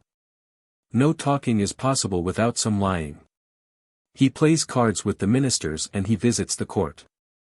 Upon my word, the more you think the less you know what's going on in your head. I'm as dizzy as if I were standing in a belfry, or if I were going to be hanged, the devil take it. Anna. And I didn't feel the least bit afraid. I simply saw a high-toned, cultured man of the world, and his rank and titles didn't make me feel a bit queer. Governor. Oh, well, you women. To say women and enough said. Everything is froth and bubble to you. All of a sudden you blab out words that don't make the least sense. The worst you'd get would be a flogging, but it means ruination to the husband. Say, my dear, you are as familiar with him as if he were another Bobchinsky. Anna. Leave that to us. Don't bother about that. Glancing at Marya. We know a thing or two in that line. Governor, to himself. Oh, what's the good of talking to you? Confound it all. I can't get over my fright yet. Opens the door and calls. Mishka, tell the sergeants, Svistchanov and Derzamorda, to come here. They are near the gate. After a pause of silence. The world has turned into a queer place. If at least the people were visible so you could see them, but they are such a skinny, thin race. How in the world could you tell what he is? After all, you can tell a military man, but when he wears a frock coat, it's like a fly with clipped wings. He kept it up a long time in the inn, got off a lot of allegories and ambiguities so that you couldn't make out head or tail. Now he's shown himself up at last, spouted even more than necessary. It's evident that he's a young man. Scene X. The same and Ossip. All rush to meet Ossip, beckoning to him. Anna. Come here, my good man. Governor. Hush. Tell me, is he asleep? OSIP. No, not yet. He's stretching himself a little. Anna. What's your name? OSIP. Ossip, madam. Governor, to his wife and daughter. That'll do, that'll do. To Ossip. Well, friend, did they give you a good meal? OSIP. Yes, sir, very good. Thank you kindly. Anna. Your master has lots of counts and princes visiting him, hasn't he? Ossip, aside. What shall I say? Seeing as they've given me such good feed now, I suppose they'll do even better later. Aloud. Yes, counts do visit him. Marya. Ossip, darling, isn't your master just grand? Anna. Ossip, please tell me, how is he? Governor. Do stop now. You just interfere with your silly talk. Well, friend, how? Anna. What is your master's rank? OSIP. The usual rank. Governor. For God's sake, your stupid questions keep a person from getting down to business. Tell me, friend, what sort of a man is your master? Is he strict? Does he rag and bully a fellow, you know what I mean, does he or doesn't he? OSIP. Yes, he likes things to be just so. He insists on things being just so. Governor. I like your face. You must be a fine man, friend. What? Anna. Listen, Ossip, does your master wear uniform in St. Petersburg? Governor. Enough of your tattle now, really. This is a serious matter, a matter of life and death. To Ossip. Yes, friend, I like you very much. It's rather chilly now, and when a man's traveling an extra glass of tea or so is rather welcome. So here's a couple of rubles for some tea. Ossip, taking the money. Thank you, much obliged to you, sir. God grant you health and long life. You've helped a poor man. Governor. That's all right. I'm glad to do it. Now, friend. Anna. Listen, Osip, what kind of eyes does your master like most? Maria. Osip, darling, what a dear nose your master has. Governor. Stop now, let me speak. To Osip. Tell me, what does your master care for most? I mean, when he travels what does he like? OSIP. As for sights, he likes whatever happens to come along. But what he likes most of all is to be received well and entertained well. Governor. Entertained well. OSIP. Yes, for instance, I'm nothing but a serf and yet he sees to it that I should be treated well, too. Shelp me God. Say we'd stop at some place and he'd ask, well, Osip, have they treated you well? No, badly, Your Excellency. Ah, he'd say, Osip, he's not a good host. Remind me when we get home. Oh, well, thinks I to myself, with a wave of his hand. I am a simple person. God be with them. Governor. Very good. You talk sense. I've given you something for tea. Here's something for buns, too. OSIP. You are too kind, Your Excellency. Puts the money in his pocket. I'll sure drink your health, sir. Anna. Come to me, Osip, and I'll give you some, too. Maria. Osip, darling, kiss your master for me. Khlestakov is heard to give a short cough in the next room. Governor. Hush. Rises on tiptoe. The rest of the conversation in the scene is carried on in an undertone. Don't make a noise, for heaven's sake. Go, it's enough. Anna. Come, Mashenka, I'll tell you something I noticed about our guest that I can't tell you unless we are alone together. They go out. Governor. Let them talk away. If you went and listened to them, you'd want to stop up your ears. To Osip. Well, friend. Scene 11. The same, Derzamorda and Svistchanov. Governor. Sh. Bandy-legged bears, thumping their boots on the floor. Bump, bump as if 1,000 pounds were being unloaded from a wagon. Where in the devil have you been knocking about? Derzamorda. I had your order. Governor. Hush. Puts his hand over Derzamorda's mouth. Like a bull bellowing. Mocking him. I had your order, makes a noise like an empty barrel. To Osip. Go, friend, and get everything ready for your master. And you too, you stand on the steps and don't you dare budge from the spot. And don't let any strangers enter the house, especially the merchants. If you let a single one in, the instant you see anybody with a petition, or even without a petition and he looks as if he wanted to present a petition against me, take him by the scruff of the neck, give him a good kick. Shows with his foot, and throw him out.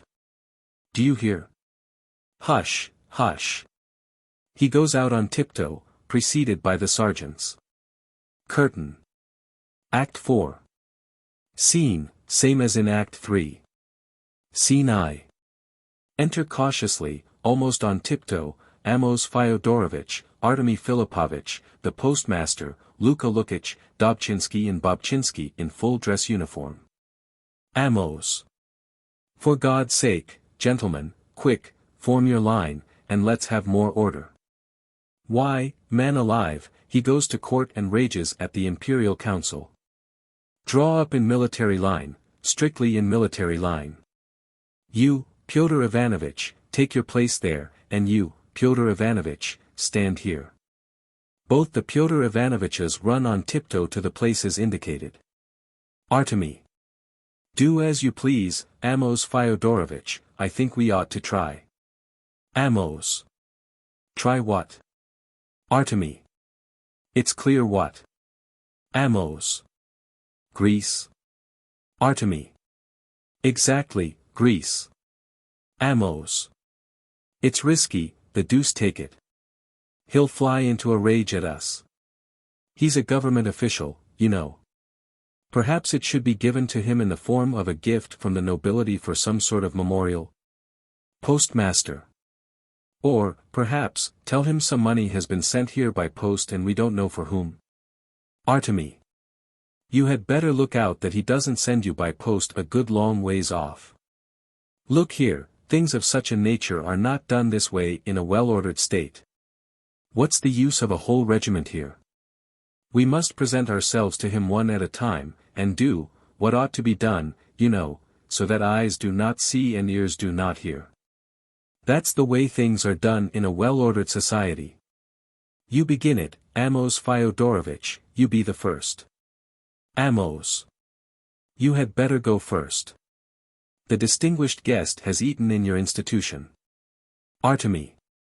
Then Luka Lukich, as the enlightener of youth, should go first. Luka. I can't, gentlemen. I confess I am so educated that the moment an official a single degree higher than myself speaks to me, my heart stands still and I get as tongue-tied as though my tongue were caught in the mud. No, gentlemen, excuse me. Please let me off. Artemy. It's you who have got to do it, Amos Fyodorovich. There's no one else. Why, every word you utter seems to be issuing from Cicero's mouth. Amos. What are you talking about? Cicero. The idea. Just because a man sometimes waxes enthusiastic over house dogs or hunting hounds. All, pressing him. No, not over dogs, but the Tower of Babel, too. Don't forsake us, Amos Fyodorovich, help us. Be our savior. Amos. Let go of me, gentlemen. Footsteps and coughing are heard in Khlestakov's room. All hurry to the door, crowding and jostling in their struggle to get out. Some are uncomfortably squeezed, and half-suppressed cries are heard. Bobchinsky's voice. Oh, Pyotr Ivanovich, you stepped on my foot. Artemy. Look out, gentlemen, look out. Give me a chance to atone for my sins. You are squeezing me to death. Exclamations of "Oh! Oh!" Finally they all push through the door, and the stage is left empty. Scene 2. Enter Khlestakov, looking sleepy. Khlestakov, alone. I seem to have had a fine snooze. Where did they get those mattresses and feather beds from? I even perspired. After the meal yesterday they must have slipped something into me that knocked me out. I still feel a pounding in my head. I see I can have a good time here. I like hospitality, and I must say I like it all the more if people entertain me out of a pure heart and not from interested motives. The governor's daughter is not a bad one at all, and the mother is also a woman you can still, I don't know, but I do like this sort of life. Scene 3. Khlestakov and the judge. Judge comes in and stops. Talking to himself. Oh, God, bring me safely out of this. How my knees are knocking together. Drawing himself up and holding the sword in his hand. Aloud. I have the honor to present myself, judge of the district court here, college assessor Lyapkin Tyapkin. Khlestakov. Please be seated. So you are the judge here. Judge. I was elected by the nobility in 1816 and I have served ever since. Khlestakov. Does it pay to be a judge? Judge. After serving 3 terms I was decorated with the Vladimir of the 3rd class with the approval of the government. Aside. I have the money in my hand and my hand is on fire. Khlestakov. I like the Vladimir. Anna of the 3rd class is not so nice. Judge, slightly extending his bald fist. Aside. Good God. I don't know where I'm sitting. I feel as though I were on burning coals. Khlestakov. What have you got in your hand there? Amos, getting all mixed up and dropping the bills on the floor. Nothing. Khlestakov. How so, nothing? I see money has dropped out of it. Amos, shaking all over. Oh no, not at all. Aside. Oh, Lord. Now I'm under arrest and they've brought a wagon to take me. Khlestakov. Yes, it is money. Picking it up. Amos, aside. It's all over with me. I'm lost. I'm lost. Khlestakov. I tell you what, lend it to me. Amos, eagerly. Why, of course, with the greatest pleasure. Aside. Boulder. Boulder. Holy Virgin, stand by me. Khlestakov. I've run out of cash on the road, what with one thing and another, you know. I'll let you have it back as soon as I get to the village. Amos. Please don't mention it. It is a great honor to have you take it. I'll try to deserve it, by putting forth the best of my feeble powers, by my zeal and ardor for the government. Rises from the chair and draws himself up straight with his hands hanging at his sides. I will not venture to disturb you longer with my presence. You don't care to give any orders? Khlestakov. What orders? Judge. I mean, would you like to give orders for the district court here? Khlestakov. What for? I have nothing to do with the court now. No, nothing. Thank you very much. Amos, bowing and leaving. Aside. Now the town is ours. Khlestakov. The judge is a fine fellow. Scene 4. Khlestakov and the postmaster. Postmaster, in uniform, sword in hand. Drawing himself up. I have the honor to present myself, postmaster, court counselor Spieken. Khlestakov. I'm glad to meet you. I like pleasant company very much. Take a seat. Do you live here all the time? Postmaster. Yes, sir. Quite so. Khlestakov. I like this little town. Of course, there aren't many people. It's not very lively. But what of it? It isn't the capital. Isn't that so? It isn't the capital. Postmaster. Quite so, quite so. Khlestakov. It's only in the capital that you find bon ton and not a lot of provincial lubbers. What is your opinion? Isn't that so? Postmaster. Quite so. Aside. He isn't a bit proud. He inquires about everything. Khlestakov. And yet you'll admit that one can live happily in a little town. Postmaster. Quite so. Khlestakov. In my opinion what you want is this, you want people to respect you and to love you sincerely. Isn't that so? Postmaster. Exactly. Khlestakov. I'm glad you agree with me. Of course, they call me queer. But that's the kind of character I am. Looking him in the face and talking to himself. I think I'll ask this postmaster for a loan. Aloud. A strange accident happened to me and I ran out of cash on the road. Can you lend me 300 rubles? Postmaster. Of course. I shall esteem it a piece of great good fortune. I am ready to serve you with all my heart. Khlestakov. Thank you very much. I must say, I hate like the devil to deny myself on the road. And why should I? Isn't that so? Postmaster. Quite so. Rises, draws himself up, with his sword in his hand. I'll not venture to disturb you any more. Would you care to make any remarks about the post office administration? Khlestakov. No, nothing. The postmaster bows and goes out. Khlestakov, lighting a cigar.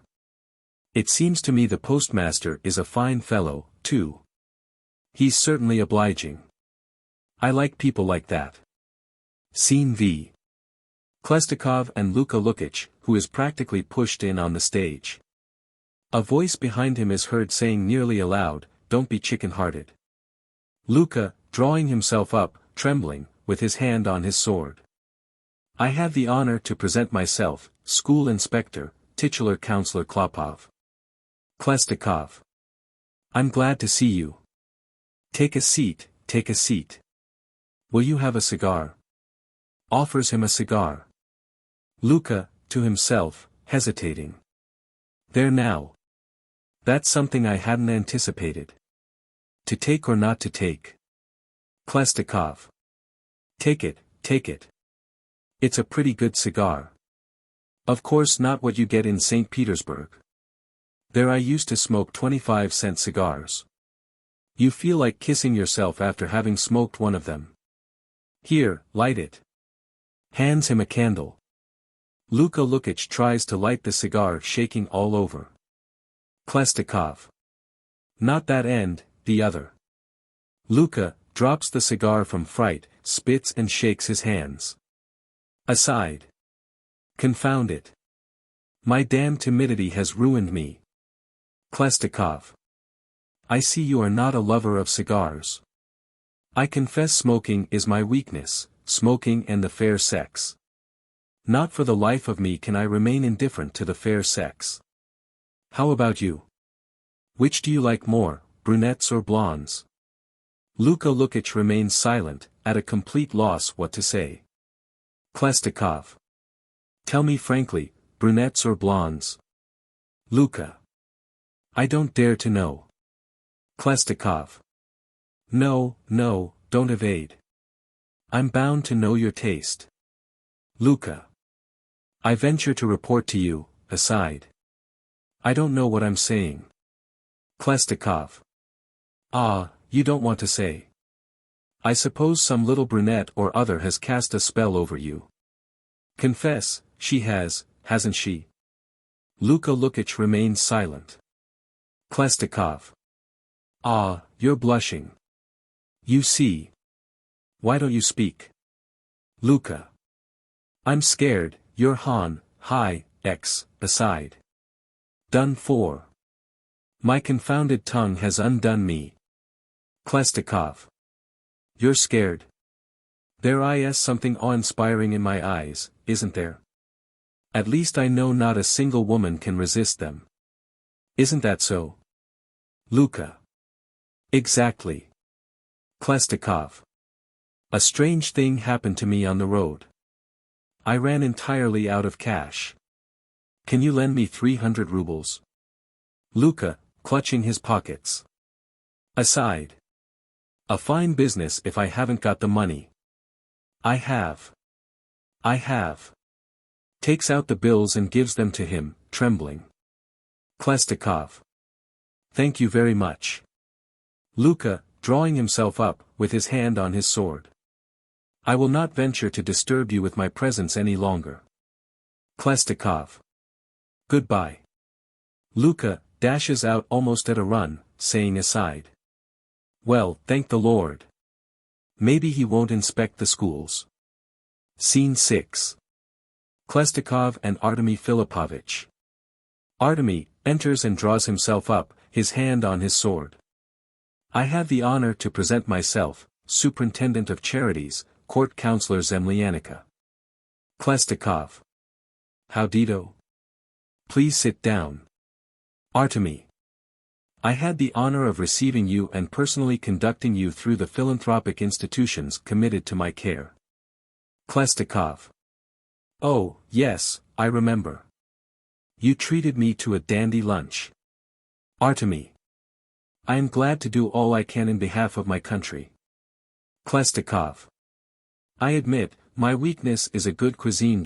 Tell me, please, won't you, it seems to me you were a little shorter yesterday, weren't you? Artemy. Quite possible. After a pause. I may say I spare myself no pains and perform the duties of my office with the utmost zeal. Draws his chair closer and speaks in a lowered tone. There's the postmaster, for example, he does absolutely nothing. Everything is in a fearful state of neglect. The mail is held up. Investigate for yourself, if you please, and you will see. The judge, too, the man who was here just now, does nothing but hunt hares, and he keeps his dogs in the courtrooms, and his conduct, if I must confess, and for the benefit of the fatherland, I must confess. Though he is my relative and friend, his conduct is in the highest degree reprehensible. There is a squire here by the name of Dobchinski, whom you were pleased to see. Well, the moment Dobchinski leaves the house, the judge is there with Dobchinski's wife. I can swear to it. You just take a look at the children. Not one of them resembles Dobchinski. All of them, even the little girl, are the very image of the judge. Khlestakov. You don't say so. I never imagined it. Artemy. Then take the school inspector here. I don't know how the government could have entrusted him with such an office. He's worse than a Jacobin freethinker, and he instills such pernicious ideas into the minds of the young that I can hardly describe it. Hadn't I better put it all down on paper, if you so order? Khlestakov. Very well, why not? I should like it very much. I like to kill the weary hours reading something amusing, you know. What is your name? I keep forgetting. Artemy. Zemlyanika. Khlestakov. Oh, yes, Zemlyanika. Tell me, Mr. Zemlyanika, have you any children? Artemy. Of course. 5. 2 are already grown up. Khlestakov. You don't say. Grown up. And how are they? Eh? Artemy. You mean that you deign to ask what their names are? Khlestakov. Yes, what are their names? Artemy. Nikolai, Ivan, Yelizaveta, Maria and Parapetuya. Khlestakov. Good. Artemy. I don't venture to disturb you any longer with my presence and rob you of your time dedicated to the performance of your sacred duties, bows and makes to go. Khlestakov, escorting him. Not at all. What you told me is all very funny. Call again, please. I like that sort of thing very much. Turns back and reopens the door, calling. I say, there. What is I keep forgetting. What is your first name and your patronymic? Artemy. Artemy Filipovich. Khlestakov. Do me a favor, Artemy Filipovich. A curious accident happened to me on the road. I've run entirely out of cash. Have you 400 rubles to lend me? Artemy. I have. Khlestakov. That comes in pat. Thank you very much. Scene 7. Khlestakov, Bobchinsky, and Dobchinsky. Bobchinsky. I have the honor to present myself, a resident of this town, Pyotr, son of Ivan Bobchinsky. Dobchinsky. I am Pyotr, son of Ivan Dobchinsky, a squire. Khlestakov. Oh, yes, I've met you before. I believe you fell. How's your nose? Bobchinsky. It's all right. Please don't trouble.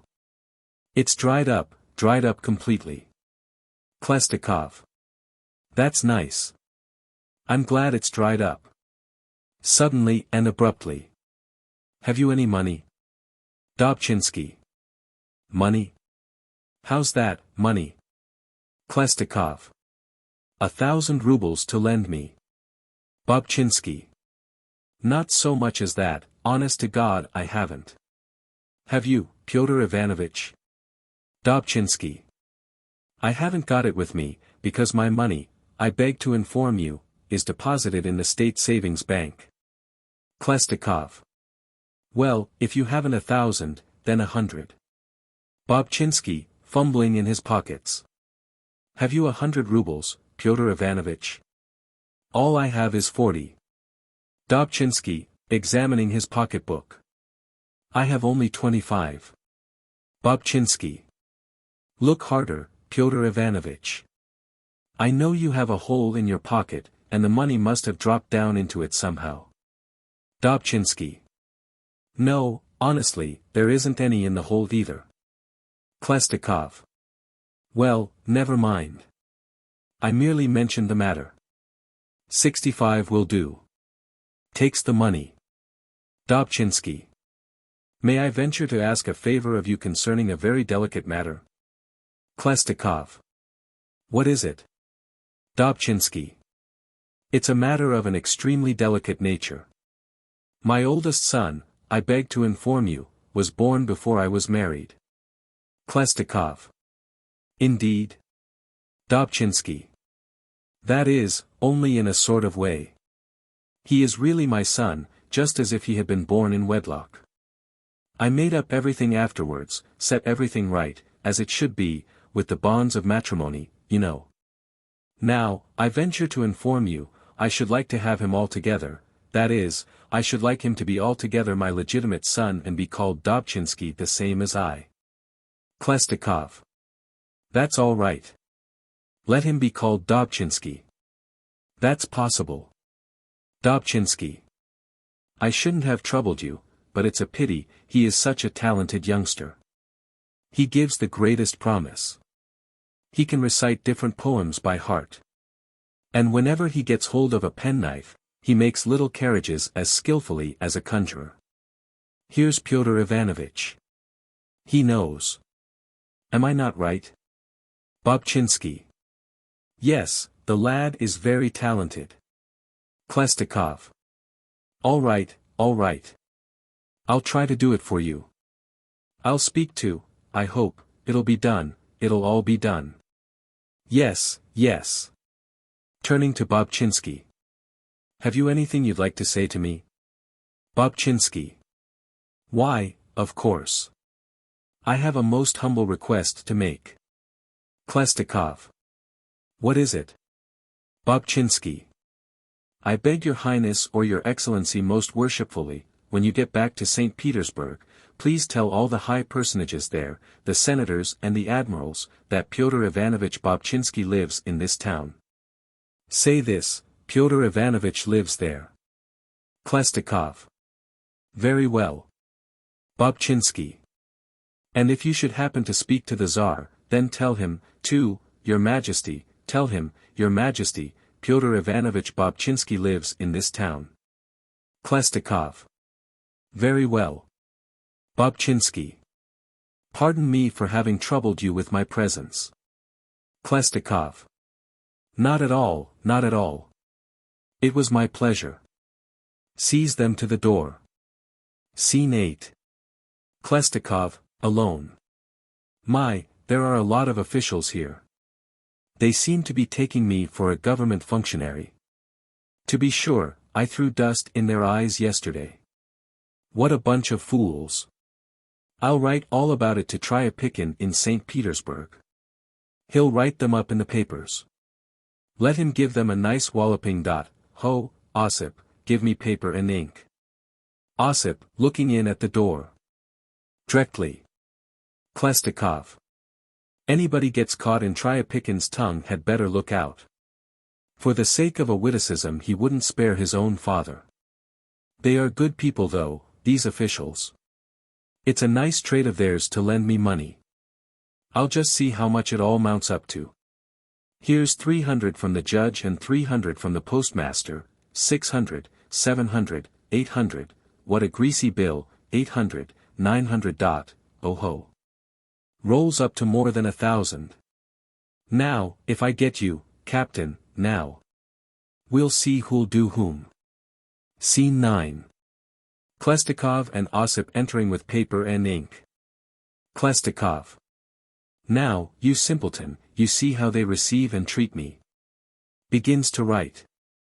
OSIP. Yes, thank God. But do you know what, Ivan Alexandrovich? Khlestakov. What? OSIP. Leave this place. Upon my word, it's time. Khlestakov, writing. What nonsense. Why? OSIP. Just so. God be with them. You've had a good time here for 2 days. It's enough.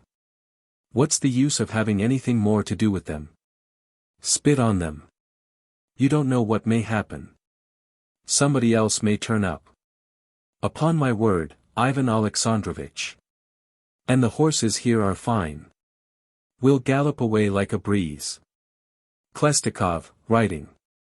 No, I'd like to stay a little longer. Let's go tomorrow. OSIP. Why tomorrow? Let's go now, Ivan Alexandrovich, now, upon my word. To be sure, it's a great honor and all that. But really we'd better go as quick as we can.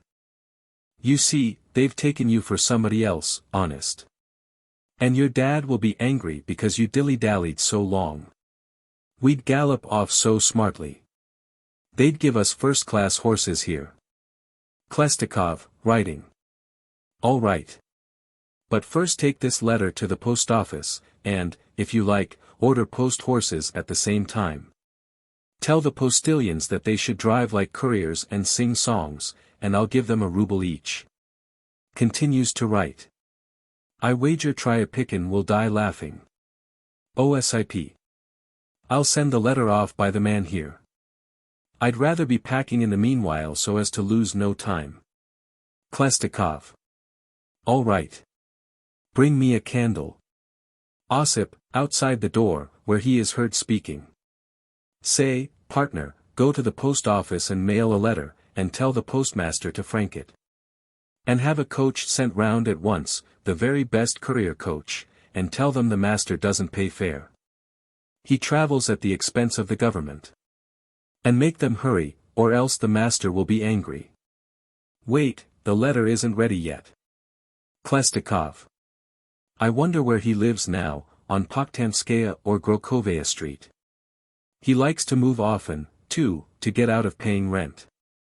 I'll make a guess and send it to Pokhtanskaya Street. Folds the letter and addresses it. Osip brings the candle. Khlestakov seals the letter with sealing wax. At that moment Derzamorda's voice is heard saying, Where are you going, Whiskers? You've been told that nobody is allowed to come in. Khlestakov, giving the letter to Osip. There, have it mailed. Merchant's voice. Let us in, brother. You have no right to keep us out. We have come on business. Derzamorda's voice. Get out of here, get out of here. He doesn't receive anybody. He's asleep. The disturbance outside grows louder. Khlestakov. What's the matter there, Osip? See what the noise is about. Osip, looking through the window. There are some merchants there who want to come in, and the sergeant won't let them. They are waving papers. I suppose they want to see you. Khlestakov, going to the window. What is it, friends? Merchant's voice. We appeal for your protection. Give orders, your lordship, that our petitions be received. Khlestakov. Let them in, let them in. Osip, tell them to come in. Osip goes out. Khlestakov takes the petitions through the window, unfolds one of them and reads. To His Most Honorable, Illustrious Financial Excellency, from the merchant Abjalin. The devil knows what this is. There's no such title. Scene X. Khlestakov and merchants, with a basket of wine and sugar loaves. Khlestakov. What is it, friends? Merchants. We beseech your favor. Khlestakov. What do you want? Merchants. Don't ruin us, your worship. We suffer insult and wrong wholly without cause. Khlestakov. From whom? A merchant. Why, from our governor here. Such a governor there never was yet in the world, your worship. No words can describe the injuries he inflicts upon us. He has taken the bread out of our mouths by quartering soldiers on us, so that you might as well put your neck in a noose. He doesn't treat you as you deserve. He catches hold of your beard and says, "Oh, you Tartar." Upon my word, if we had shown him any disrespect, but we obey all the laws and regulations. We don't mind giving him what his wife and daughter need for their clothes, but no, that's not enough. So help me God. He comes to our shop and takes whatever his eyes fall on. He sees a piece of cloth and says, "Oh, my friends, that's a fine piece of goods. Take it to my house. So we take it to his house. It will be almost 40 yards. Khlestakov.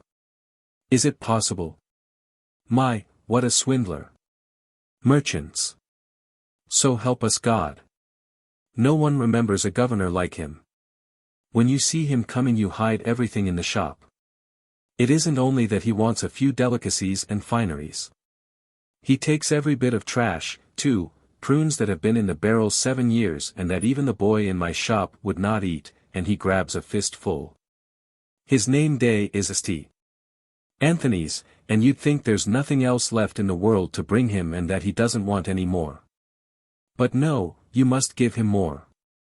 He says St. Onufri's is also his name day. What's to be done? You have to take things to him on St. Onufri's day, too. Khlestakov. Why, he's a plain robber. Merchants. Yes, indeed.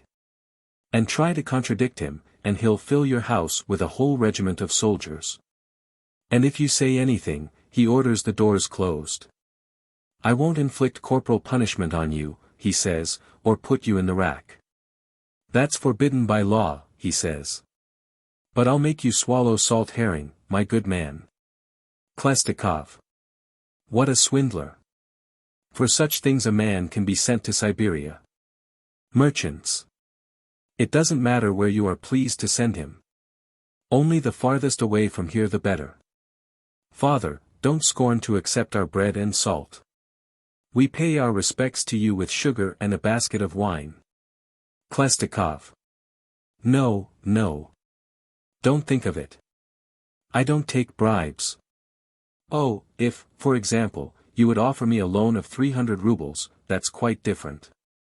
I am willing to take a loan. Merchants. If you please, father. They take out money. But what is 300? Better take 500.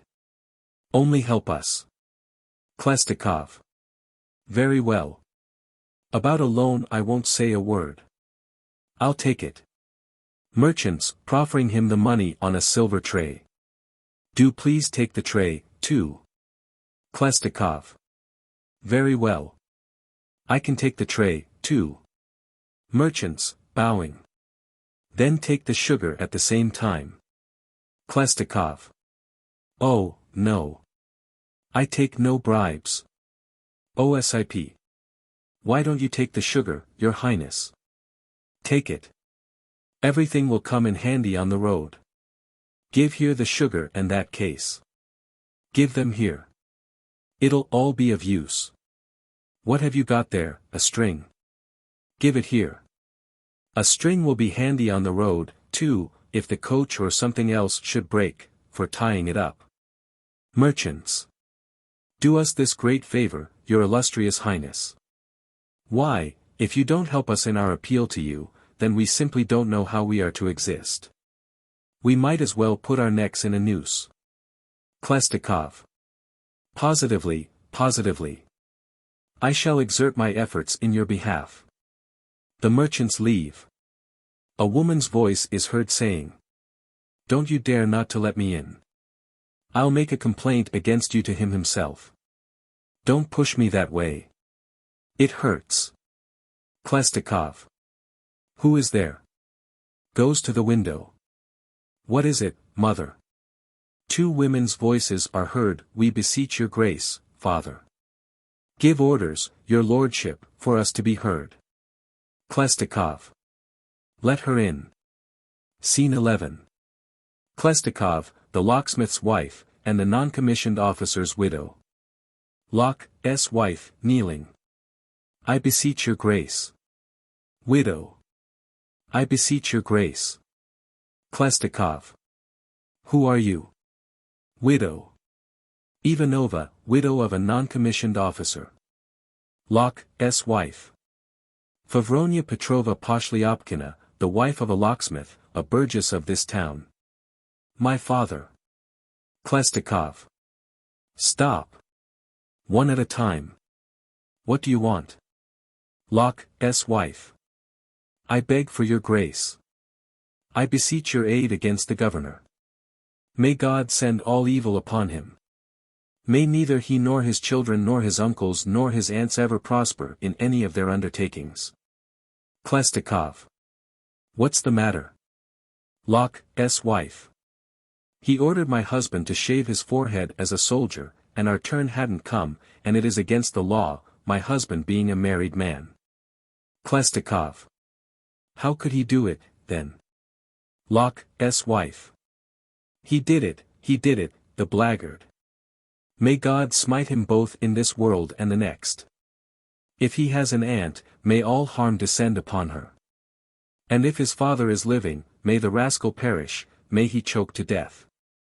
Such a cheat. The son of the tailor should have been levied. And he is a drunkard, too. But his parents gave the governor a rich present, so he fastened on the son of the tradeswoman, Pantalayeva. And Pantalayeva also sent his wife 3 pieces of linen. So then he comes to me. What do you want your husband for, he says. He isn't any good to you any more. It's for me to know whether he is any good or not. That's my business. The old cheat. He's a thief, he says. Although he hasn't stolen anything, that doesn't matter. He is going to steal. And he'll be recruited next year anyway. How can I do without a husband? I am not a strong woman. The skunk. May none of his kith and kin ever see the light of God. And if he has a mother-in-law, may she, too. Khlestakov. All right. Well, and you? Addressing the widow and leading the locksmith's wife to the door. Locke's wife, leaving. Don't forget, father. Be kind and gracious to me. Widow. I have come to complain against the governor, father. Khlestakov. What is it? What for? Be brief. Widow. He flogged me, father. Khlestakov. How so? Widow. By mistake, my father. Our women got into a squabble in the market, and when the police came, it was all over, and they took me and reported me. I couldn't sit down for 2 days. Khlestakov. But what's to be done now? Widow. There's nothing to be done, of course. But if you please, order him to pay a fine for the mistake. I can't undo my luck. But the money would be very useful to me now. Khlestakov. All right. Go now, go. I'll see to it. Hands with petitions are thrust through the window. Who else is out there? Goes to the window. No. I don't want to. Leaves the window. I'm sick of it, the devil take it. Don't let them in, Ossip. Ossip, calling through the window. Go away. He has no time. Come tomorrow. The door opens and a figure appears in a shag cloak, with unshaven beard, swollen lip, and a bandage over his cheek. Behind him appear a whole line of others. OSIP. Go away. What are you crowding in here for? He puts his hands against the stomach of the first one, and goes out through the door, pushing him and banging the door behind. Scene 12. Khlestakov and Marya Antonovna. Marya. Oh. Khlestakov. What frightened you so, mademoiselle? Marya. I wasn't frightened.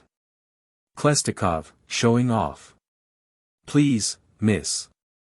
It's a great pleasure to me that you took me for a man who, may I venture to ask you where you were going? Marya. I really wasn't going anywhere. Khlestakov. But why weren't you going anywhere? Marya. I was wondering whether Mama was here. Khlestakov. No. I'd like to know why you weren't going anywhere. Marya. I should have been in your way. You were occupied with important matters. Khlestakov, showing off. Your eyes are better than important matters. You cannot possibly disturb me. No, indeed, by no means. On the contrary, you afford me great pleasure. Maria. You speak like a man from the capital. Khlestakov. For such a beautiful lady as you. May I give myself the pleasure of offering you a chair? But no, you should have, not a chair, but a throne. Maria. I really don't know, I really must go. She sits down. Khlestakov.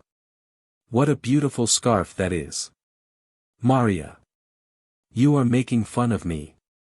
You're only ridiculing the provincials. Khlestakov. Oh, mademoiselle, how I long to be your scarf, so that I might embrace your lily neck. Maria. I haven't the least idea what you are talking about, scarf. Peculiar weather today, isn't it? Khlestakov. Your lips, mademoiselle, are better than any weather. Maria. You are just saying that. I should like to ask you, I'd rather you would write some verses in my album for a souvenir. You must know very many. Khlestakov. Anything you desire, mademoiselle. Ask. What verses will you have? Maria. Any at all. Pretty, new verses. Khlestakov. Oh, what are verses? I know a lot of them. Maria. Well, tell me. What verses will you write for me? Khlestakov. What's the use? I know them anyway. Maria. I love them so. Khlestakov. I have lots of them, of every sort. If you like, for example, I'll give you this, O, thou, mortal man, who in thy anguish murmurest against God, and others. I can't remember them now. Besides, it's all bosh. I'd rather offer you my love instead, which ever since your first glance, moves his chair nearer. Maria. Love? I don't understand love. I never knew what love is. Moves her chair away. Khlestakov. Why do you move your chair away? It is better for us to sit near each other. Maria, moving away. Why near? It's all the same if it's far away. Khlestakov, moving nearer. Why far? It's all the same if it's near. Maria, moving away. But what for? Khlestakov, moving nearer. It only seems near to you. Imagine it's far. How happy I would be, mademoiselle, if I could clasp you in my embrace. Maria, looking through the window. What is that? It looked as if something had flown by. Was it a magpie or some other bird? Khlestakov, kisses her shoulder and looks through the window. It's a magpie. Maria, rises indignantly. No, that's too much, such rudeness, such impertinence. Khlestakov, holding her back. Forgive me, mademoiselle. I did it only out of love, nothing else. Maria. You take me for a silly provincial wench. Struggles to go away. Khlestakov, still holding her back. It's out of love, really, out of love. It was just a little fun. Maria Antonovna, don't be angry. I'm ready to beg your forgiveness on my knees. Falls on his knees. Forgive me, do forgive me. You see, I am on my knees. Scene 13. The same in Anna Andreevna. Anna, seeing Khlestakov on his knees. Oh, what a situation. Khlestakov, rising. Oh, the devil. Anna, to Maria. What does this mean? What does this behavior mean? Maria. Mother. Anna. Go away from here. Do you hear? And don't you dare to show your face to me. Maria goes out in tears. Excuse me. I must say I'm greatly astonished. Khlestakov, aside. She's very appetizing, too. She's not bad looking, either. Flings himself on his knees. Madam, you see I am burning with love. Anna. What? You on your knees? Please get up, please get up. This floor isn't very clean. Khlestakov. No, I must be on my knees before you. I must. Pronounce the verdict. Is it life or death? Anna. But please, I don't quite understand the significance of your words. If I am not mistaken, you are making a proposal for my daughter. Khlestakov.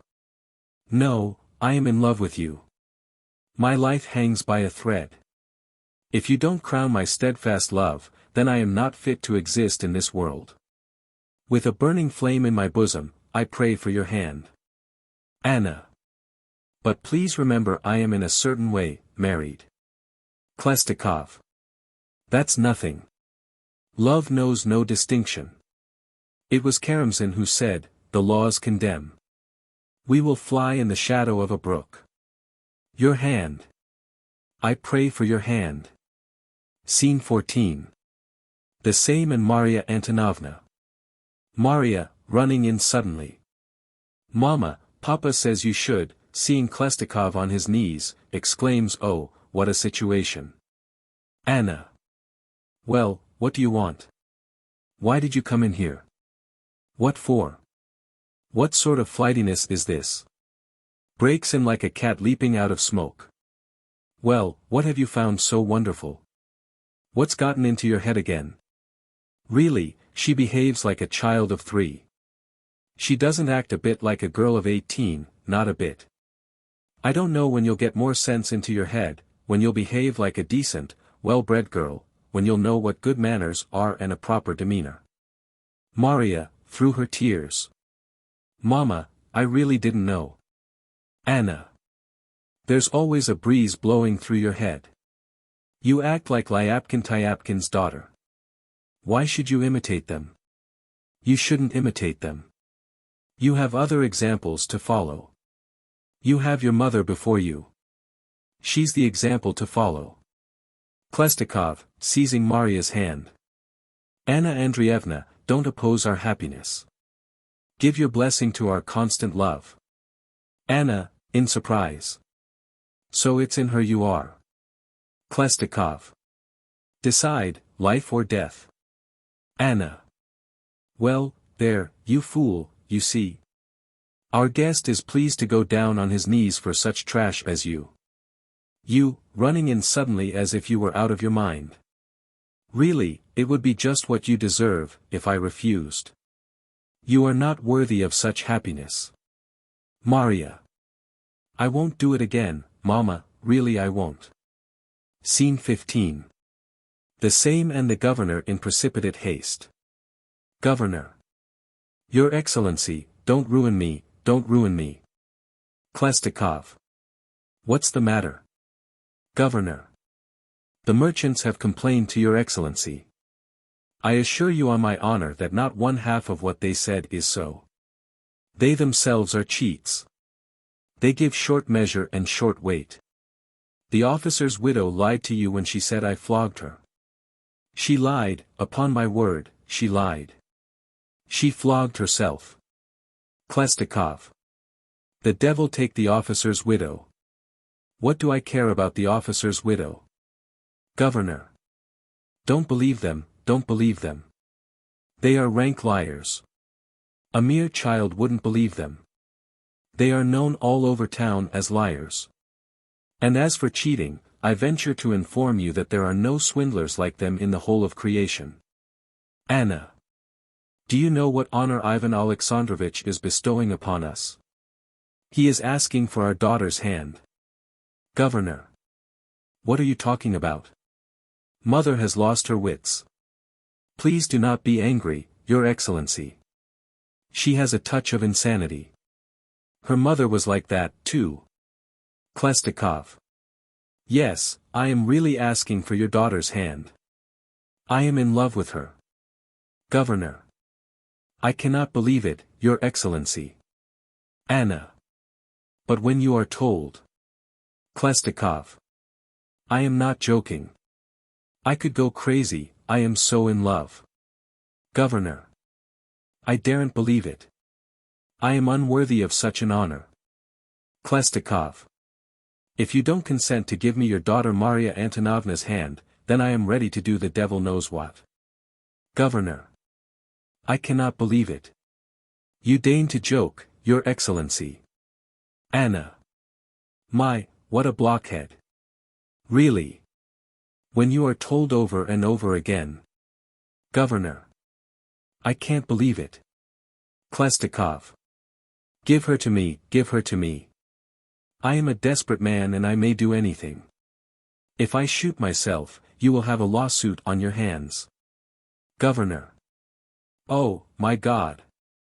I am not guilty either in thought or in action. Please do not be angry. Be pleased to act as your mercy wills. Really, my head is in such a state I don't know what is happening. I have turned into a worse fool than I've ever been in my life. Anna. Well, give your blessing. Khlestakov goes up to Maria Antonovna. Governor. May God bless you, but I am not guilty. Khlestakov kisses Maria. The governor looks at them. What the devil? It's really so. Rubs his eyes. They are kissing. Oh, heavens. They are kissing. Actually to be our son-in-law. Cries out, jumping with glee. Ho, Anton. Ho, Anton. Ho, Governor. So that's the turn events have taken. Scene 16. The same in Ossip. OSIP. The horses are ready. Khlestakov. Oh. All right. I'll come presently. Governor. What's that? Are you leaving?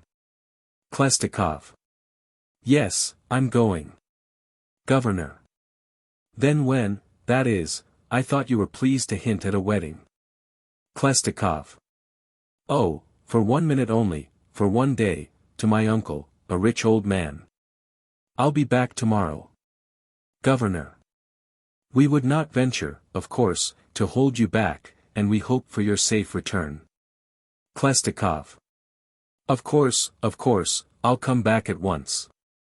Goodbye, my dear. No, I simply can't express my feelings.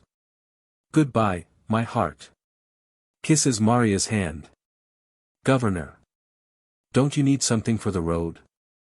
It seems to me you were pleased to be short of cash. Khlestakov. Oh, no, what for? After a little thought. However, if you like. Governor. How much will you have? Khlestakov.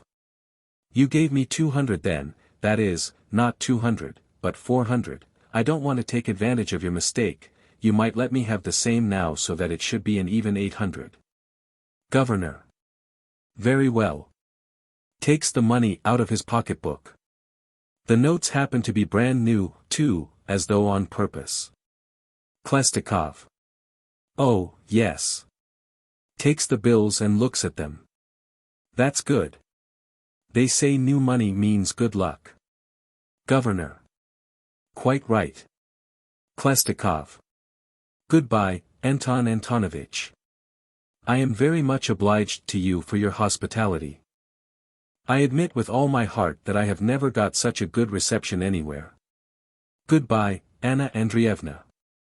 Goodbye, my sweetheart, Maria Antonovna. All go out. Behind the scenes. Khlestakov. Goodbye, angel of my soul, Maria Antonovna. Governor. What's that? You are going in a plain mail coach? Khlestakov. Yes, I'm used to it. I get a headache from a carriage with springs. Postilion. Ho. Governor. Take a rug for the seat at least. If you say so, I'll tell them to bring a rug. Khlestakov. No, what for? It's not necessary. However, let them bring a rug if you please. Governor. Ho, Avdosha. Go to the storeroom and bring the very best rug from there, the Persian rug with the blue ground. Quick. Postilion. Ho. Governor. When do you say we are to expect you back? Khlestakov. Tomorrow, or the day after. OSIP. Is this the rug? Give it here. Put it there. Now put some hay on this side. Postilion. Ho. OSIP. Here, on this side. More. All right. That will be fine. Beats the rug down with his hand. Now take the seat, Your Excellency. Khlestakov. Goodbye, Anton Antonovich.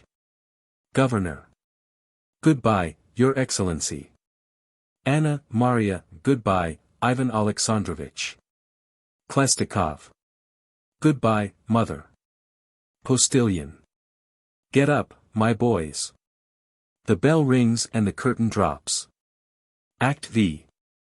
Scene, same as in Act 4. Scene I. Governor, Anna Andreevna, and Maria Antonovna. Governor.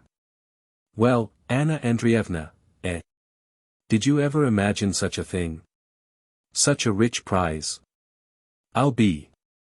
Well, confess frankly, it never occurred to you even in your dreams, did it? From just a simple governor's wife suddenly, phew, I'll be hanged, to marry into the family of such a big gun. Anna. Not at all. I knew it long ago. It seems wonderful to you because you are so plain. You never saw decent people. Governor.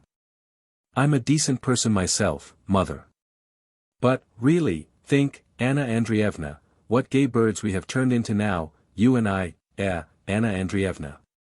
High flyers, by Jove. Wait now, I'll give those fellows who were so eager to present their petitions and denunciations a peppering. Ho, who's there? Enter a sergeant. Is it you, Ivan Karpovich? Call those merchants here, brother, won't you? I'll give it to them, the scoundrels. To make such complaints against me. The damned pack of Jews. Wait, my dear fellows. I used to dose you down to your ears. Now I'll dose you down to your beards. Make a list of all who came to protest against me, especially the mean petty scribblers who cooked the petitions up for them, and announced to all that they should know what honor the heavens have bestowed upon the governor. Namely this, that he is marrying his daughter, not to a plain ordinary man, but to one the like of whom has never yet been in the world, who can do everything, everything, everything, everything. Proclaim it to all so that everybody should know. Shout it aloud to the whole world. Ring the bell, the devil take it. It is a triumph, and we will make it a triumph. The sergeant goes out. So that's the way, Anna Andreevna, What shall we do now? Where shall we live? Here or in St. Pete? Anna. In St. Petersburg, of course. How could we remain here? Governor. Well, if St. Pete, then St. Pete. But it would be good here, too. I suppose the governorship could then go to the devil, Anna Andreevna. Anna. Of course. What's a governorship? Governor. Don't you think, Anna Andreevna, I can rise to a high rank now, he being hand in glove with all the ministers, and visiting the court? In time I can be promoted to a generalship. What do you think, Anna Andreevna? Can I become a general? Anna. I should say so. Of course you can. Governor. Ah, the devil take it, it's nice to be a general. They hang a ribbon across your shoulders. What ribbon is better, the red Saint Anne or the blue Saint Andrew? Anna. The blue Saint Andrew, of course. Governor. What? My, you're aiming high. The red one is good, too. Why does one want to be a general? Because when you go traveling, there are always couriers and aides on ahead with horses. And at the stations they refuse to give the horses to others.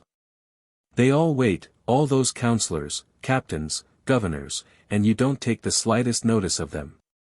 You dine somewhere with the governor-general. And the town governor, I'll keep him waiting at the door. Ha, ha, ha. He bursts into a roar of laughter, shaking all over. That's what's so alluring, confound it. Anna. You always like such coarse things. You must remember that our life will have to be completely changed, that your acquaintances will not be a dog lover of a judge, with whom you go hunting hares, or a Zemlyanica. On the contrary, your acquaintances will be people of the most refined type, counts, and society aristocrats. Only really I am afraid of you. You sometimes use words that one never hears in good society. Governor. What of it? A word doesn't hurt. Anna. It's all right when you are a town governor, but there the life is entirely different. Governor. Yes, they say there are two kinds of fish there, the sea eel and the smelt, and before you start to eat them, the saliva flows in your mouth. Anna. That's all he thinks about, fish.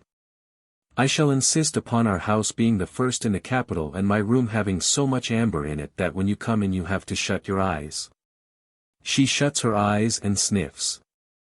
Oh, how good. Scene 2. The same and the merchants. Governor. Ah, how do you do, my fine fellows? Merchants, bowing. We wish you health, father. Governor. Well, my dearly beloved friends, how are you? How are your goods selling? So you complained against me, did you, you tea-tanks, you scurvy hucksters? Complain, against me? You crooks, you pirates, you. Did you gain a lot by it, eh? Aha, you thought you'd land me in prison? May 7 devils and 1 she-devil take you. Do you know that? Anna. Good heavens, Antosha, what words you use. Governor, irritated. Oh, it isn't a matter of words now. Do you know that the very official to whom you complained is going to marry my daughter? Well, what do you say to that? Now I'll make you smart.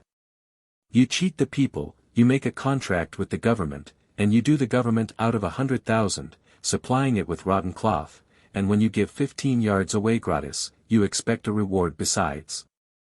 If they knew, they would send you to, and you strut about sticking out your paunches with a great air of importance. I'm a merchant, don't touch me. We, you say, are as good as the nobility. Yes, the nobility, you monkey faces. The nobleman is educated. If he gets flogged in school, it is for a purpose, to learn something useful. And you, start out in life learning trickery. Your master beats you for not being able to cheat. When you are still little boys and don't know the Lord's Prayer, you already give short measure and short weight. And when your bellies swell and your pockets fill up, then you assume an air of importance. Phew! What marvels! Because you guzzle 16 samovars full a day, that's why you put on an air of importance. I spit on your heads and on your importance. Merchants, bowing. We are guilty, Anton Antonovich. Governor. Complaining, eh? And who helped you with that grafting when you built a bridge and charged 20,000 for wood when there wasn't even 100 rubles worth used? I did. You goat beards. Have you forgotten? If I had informed on you, I could have dispatched you to Siberia. What do you say to that? A merchant. I'm guilty before God, Anton Antonovich. The evil spirit tempted me. We will never complain against you again. Ask whatever satisfaction you want, only don't be angry. Governor. Don't be angry. Now you are crawling at my feet. Why? Because I am on top now. But if the balance dipped the least bit your way, then you would trample me in the very dirt, you scoundrels. And you would crush me under a beam besides. Merchants, prostrating themselves. Don't ruin us, Anton Antonovich. Governor. Don't ruin us. Now you say, don't ruin us. And what did you say before? I could give you, shrugging his shoulders and throwing up his hands. Well, God forgive you. Enough. I don't harbor malice for long. Only look out now. Be on your guard. My daughter is going to marry, not an ordinary nobleman.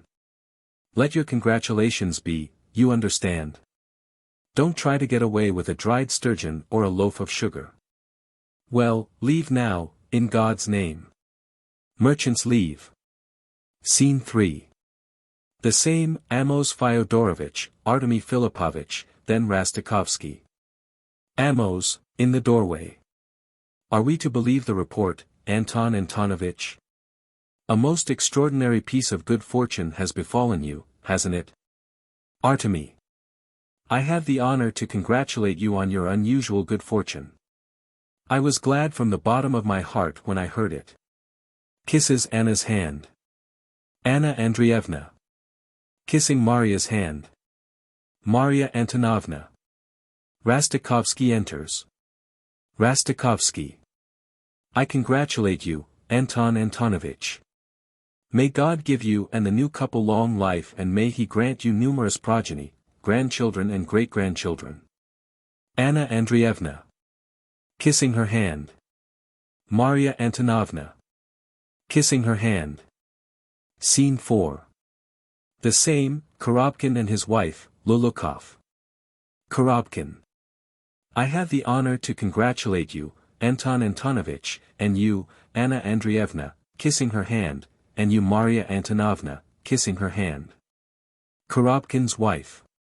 I congratulate you from the bottom of my heart, Anna Andreevna, on your new stroke of good fortune. Lulukov. I have the honor to congratulate you, Anna Andreevna. Kisses her hand and turns to the audience, smacks his lips, putting on a bold front. Maria Antonovna, I have the honor to congratulate you. Kisses her hand and turns to the audience in the same way. Scene V. A number of guests enter. They kiss Anna's hand saying, Anna Andreevna, then Maria's hand, saying, Maria Antonovna. Bobchinsky and Dobchinsky enter jostling each other. Bobchinsky. I have the honor to congratulate you.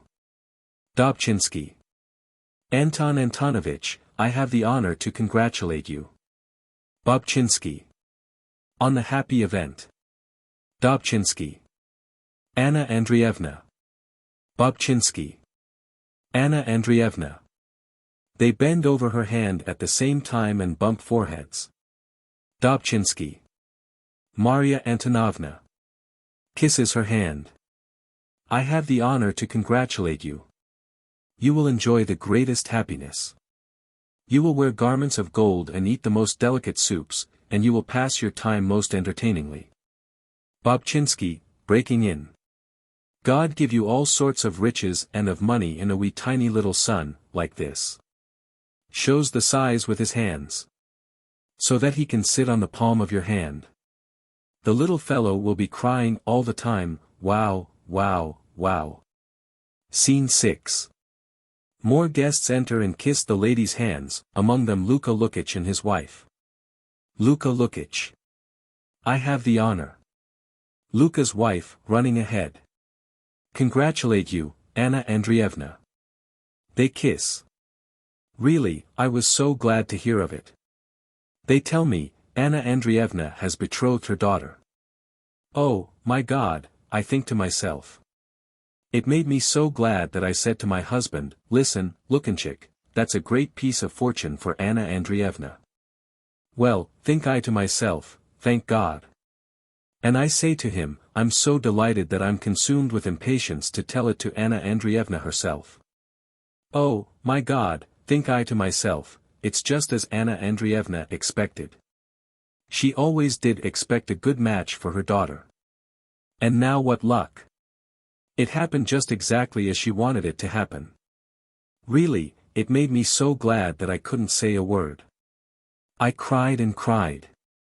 I simply screamed, so that Luka Lukich said to me, what are you crying so for, Nastenka? Lukanchik, I said, I don't know myself. The tears just keep flowing like a stream. Governor. Please sit down, ladies and gentlemen.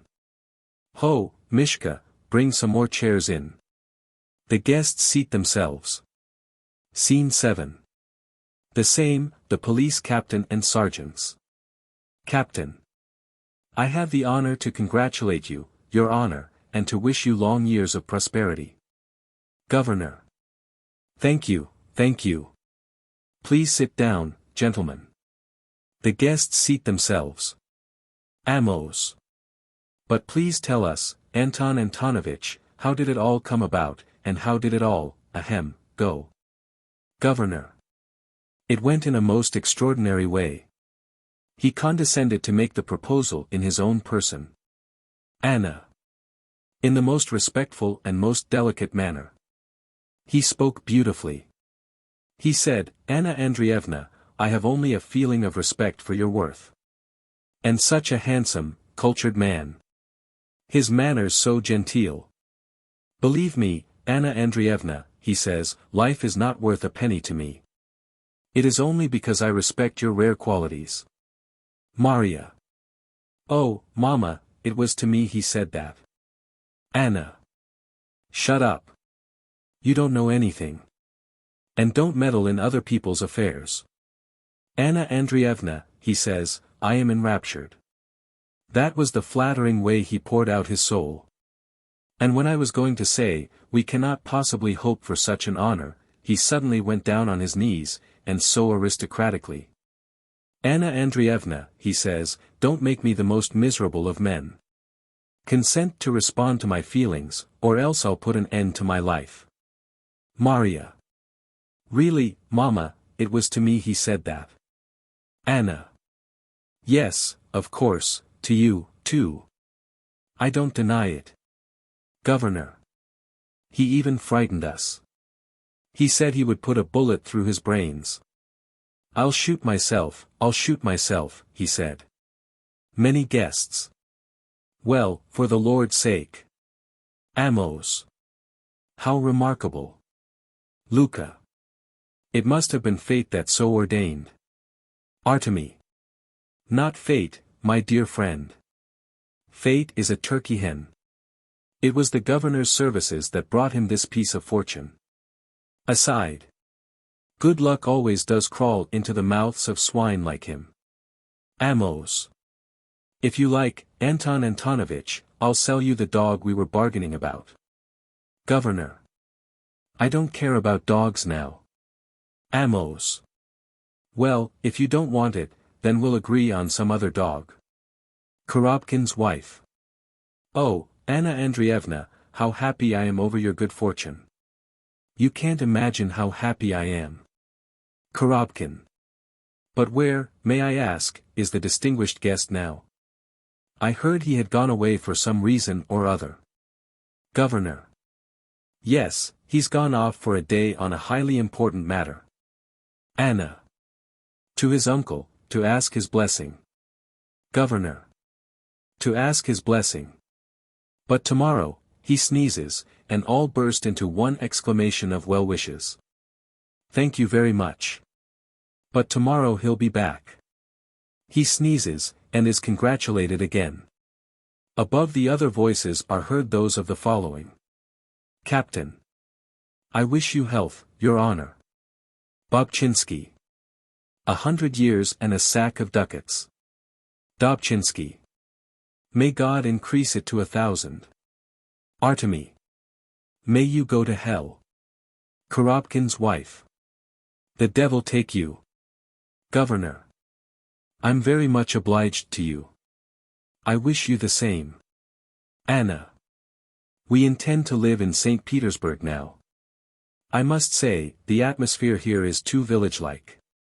I must say, it's extremely unpleasant. My husband, too, he'll be made a general there. Governor. Yes, confound it, gentlemen, I admit I should very much like to be a general. Luca. May God grant that you get a generalship. Rastakovsky. From man it is impossible, but from God everything is possible.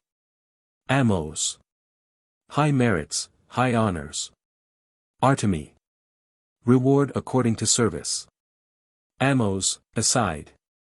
The things he'll do when he becomes a general. A generalship suits him as a saddle suits a cow. It's a far cry to his generalship. There are better men than you, and they haven't been made generals yet. Artemy, aside. The devil take it, he's aiming for a generalship. Well, maybe he will become a general after all. He's got the air of importance, the devil take him. Addressing the governor. Don't forget us then, Anton Antonovich. Amos. And if anything happens, for instance, some difficulty in our affairs, don't refuse us your protection. Korobkin. Next year I am going to take my son to the capital to put him in government service. So do me the kindness to give me your protection. Be a father to the orphan. Governor. I am ready for my part, ready to exert my efforts on your behalf. Anna. Antosha, you are always ready with your promises. In the first place, you won't have time to think of such things. And how is it possible for you, to burden yourself with such promises? Governor. Why not, my dear? It's possible occasionally. Anna. Of course it's possible. But you can't give protection to every small potato. Korobkin's wife. Do you hear the way she speaks of us? Guest. She's always been that way. I know her. Seat her at table and she'll put her feet on it. Scene 8. The same and the postmaster, who rushes in with an unsealed letter in his hand. Postmaster. A most astonishing thing, ladies and gentlemen. The official whom we took to be an inspector-general is not an inspector-general. All. How so? Not an inspector-general. Postmaster. No, not a bit of it. I found it out from the letter. Governor. What are you talking about? What are you talking about? What letter? Postmaster. His own letter. They bring a letter to the post office. I glance at the address and I see Pokhtamskaya Street. I was struck dumb. Well, I think to myself, I suppose he found something wrong in the post office department and is informing the government. So I unsealed it. Governor. How could you? Postmaster. I don't know myself. A supernatural power moved me. I had already summoned a courier to send it off by express, but I was overcome by a greater curiosity than I have ever felt in my life. I can't, I hear a voice telling me. I can't. But it pulled me and pulled me. In one ear I heard, don't open the letter. You will die like a chicken, and in the other it was just as if the devil were whispering, open it, open it. And when I cracked the sealing wax, I felt as if I were on fire. And when I opened the letter, I froze, upon my word, I froze. And my hands trembled, and everything whirled around me. Governor. But how did you dare to open it? The letter of so powerful a personage? Postmaster. But that's just the point, he's neither powerful nor a personage. Governor. Then what is he in your opinion? Postmaster. He's neither one thing nor another. The devil knows what he is. Governor, furiously. How neither one thing nor another? How do you dare to call him neither one thing nor another? And the devil knows what besides. I'll put you under arrest. Postmaster. Who, you? Governor. Yes, I. Postmaster. You haven't the power. Governor. Do you know that he's going to marry my daughter? That I myself am going to be a high official and will have the power to exile to Siberia? Postmaster. Oh, Anton Antonovich, Siberia. Siberia is far away. I'd rather read the letter to you. Ladies and gentlemen, permit me to read the letter. All. Do read it. Postmaster, reads. I hasten to inform you, my dear friend, what wonderful things have happened to me. On the way here an infantry captain did me out of my last penny, so that the innkeeper here wanted to send me to jail, when suddenly, thanks to my St. Petersburg appearance and dress, the whole town took me for a governor-general. Now I am staying at the governor's home. I am having a grand time and I am flirting desperately with his wife and daughter. I only haven't decided whom to begin with. I think with the mother first, because she seems ready to accept all terms. You remember how hard up we were taking our meals wherever we could without paying for them, and how once the pastry cook grabbed me by the collar for having charged pies that I ate to the King of England. Now it is quite different. They lend me all the money I want. They are an awful lot of originals. You would split your sides laughing at them. I know you write for the papers. Put them in your literature. In the first place, the governor is as stupid as an old horse. Governor. Impossible. That can't be in the letter. Postmaster, showing the letter. Read for yourself.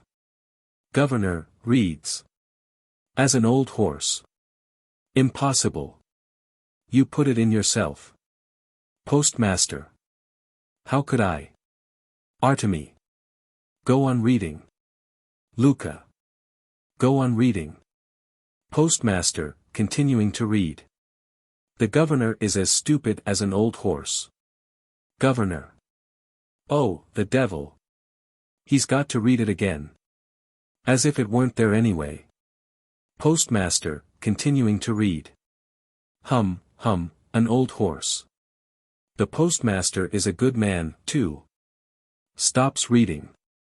Well, here he's saying something improper about me, too. Governor. Go on, read the rest. Postmaster. What for? Governor. The deuce take it. Once we have begun to read it, we must read it all. Artemy. If you will allow me, I will read it. Puts on his eyeglasses and reads. The postmaster is just like the porter Mikhaev in our office, and the scoundrel must drink just as hard. Postmaster, to the audience. A bad boy. He ought to be given a licking. That's all. Artemy, continues to read. The superintendent of charade, stammers. Korobkin. Why did you stop? Artemy. The handwriting isn't clear. Besides, it's evident that he's a blackguard. Korobkin. Give it to me. I believe my eyesight is better. Artemy, refusing to give up the letter. No. This part can be omitted. After that it's legible. Korobkin. Let me have it, please. I'll see for myself. Artemy. I can read it myself. I tell you that after this part it's all legible. Postmaster. No, read it all. Everything so far could be read. All.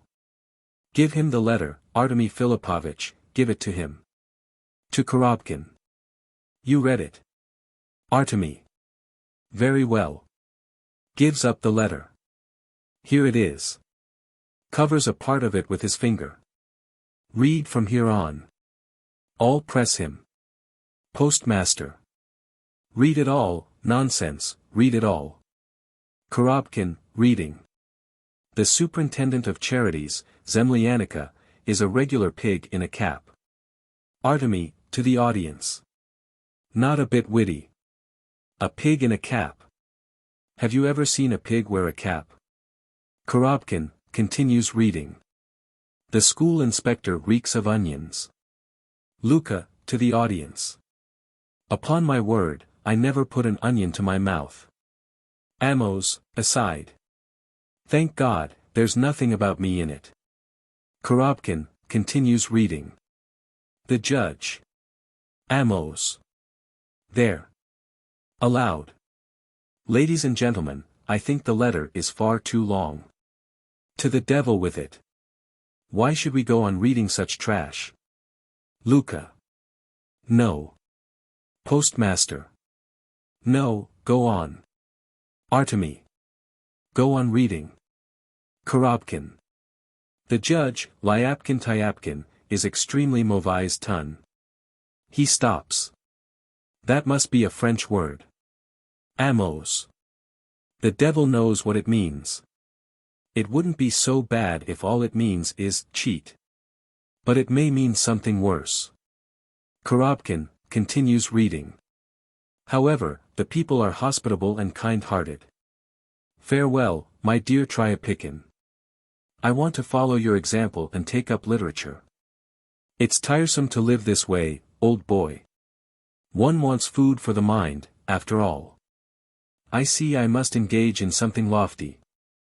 Address me, village of Podkatilovka in the government of Saratov. Turns the letter and reads the address. Mr. Ivan Vasilyevich Tryapikhin, St. Petersburg, Pokhtanskaya Street, house number 97, courtyard, 3rd floor, right. A lady. What an unexpected rebuke. Governor. He has cut my throat and cut it for good. I'm done for, completely done for. I see nothing. All I see are pigs' snouts instead of faces, and nothing more. Catch him, catch him. Waves his hand. Postmaster. Catch him. How? As if on purpose, I told the overseer to give him the best coach and 3. The devil prompted me to give the order. Korobkin's wife. Here's a pretty mess. Amos. Confound it, he borrowed 300 rubles from me. Artemy. He borrowed 300 from me, too. Postmaster, sighing. And from me, too. Bobchinsky. And 65 from me and Pyotr Ivanovich. Amos, throwing up his hands in perplexity. How's that, gentlemen? Really, how could we have been so off our guard? Governor, beating his forehead. How could I, old fool? I've grown childish, stupid mule. I have been in the service 30 years. Not one merchant, not one contractor has been able to impose on me. I have overreached one swindler after another. I have caught crooks and sharpers that were ready to rob the whole world. I have fooled 3 governor-generals. As for governor-generals, with a wave of his hand, it is not even worth talking about them. Anna. But how is it possible, Antosha? He's engaged to Mashenka. Governor, in a rage. Engaged. Rats. Fiddlesticks. So much for your engagement. Thrusts her engagement at me now.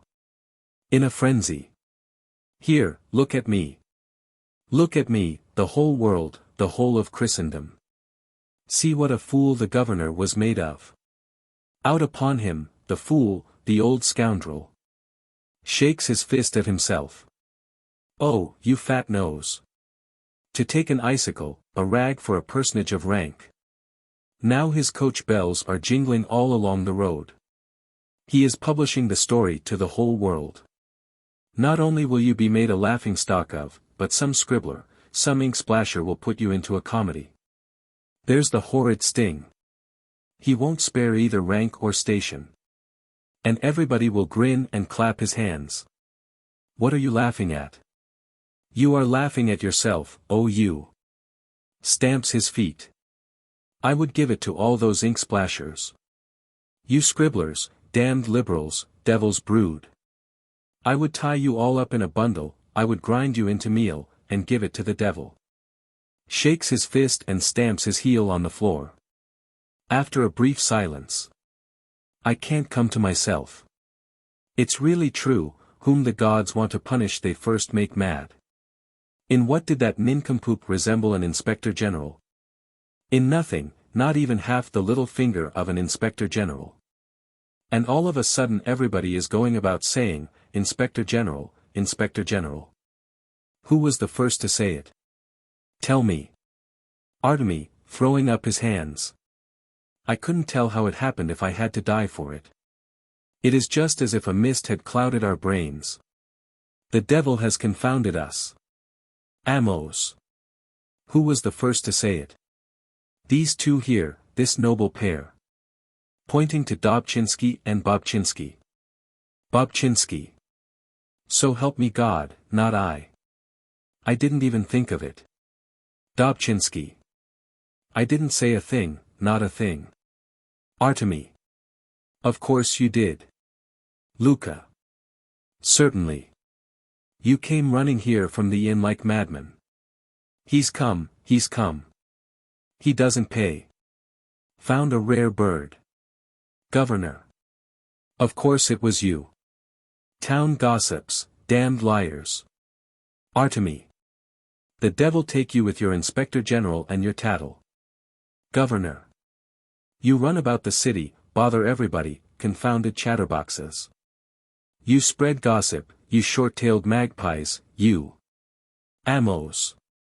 Damned bunglers. Luca. Simpletons. Artemy. Pot-bellied mushrooms.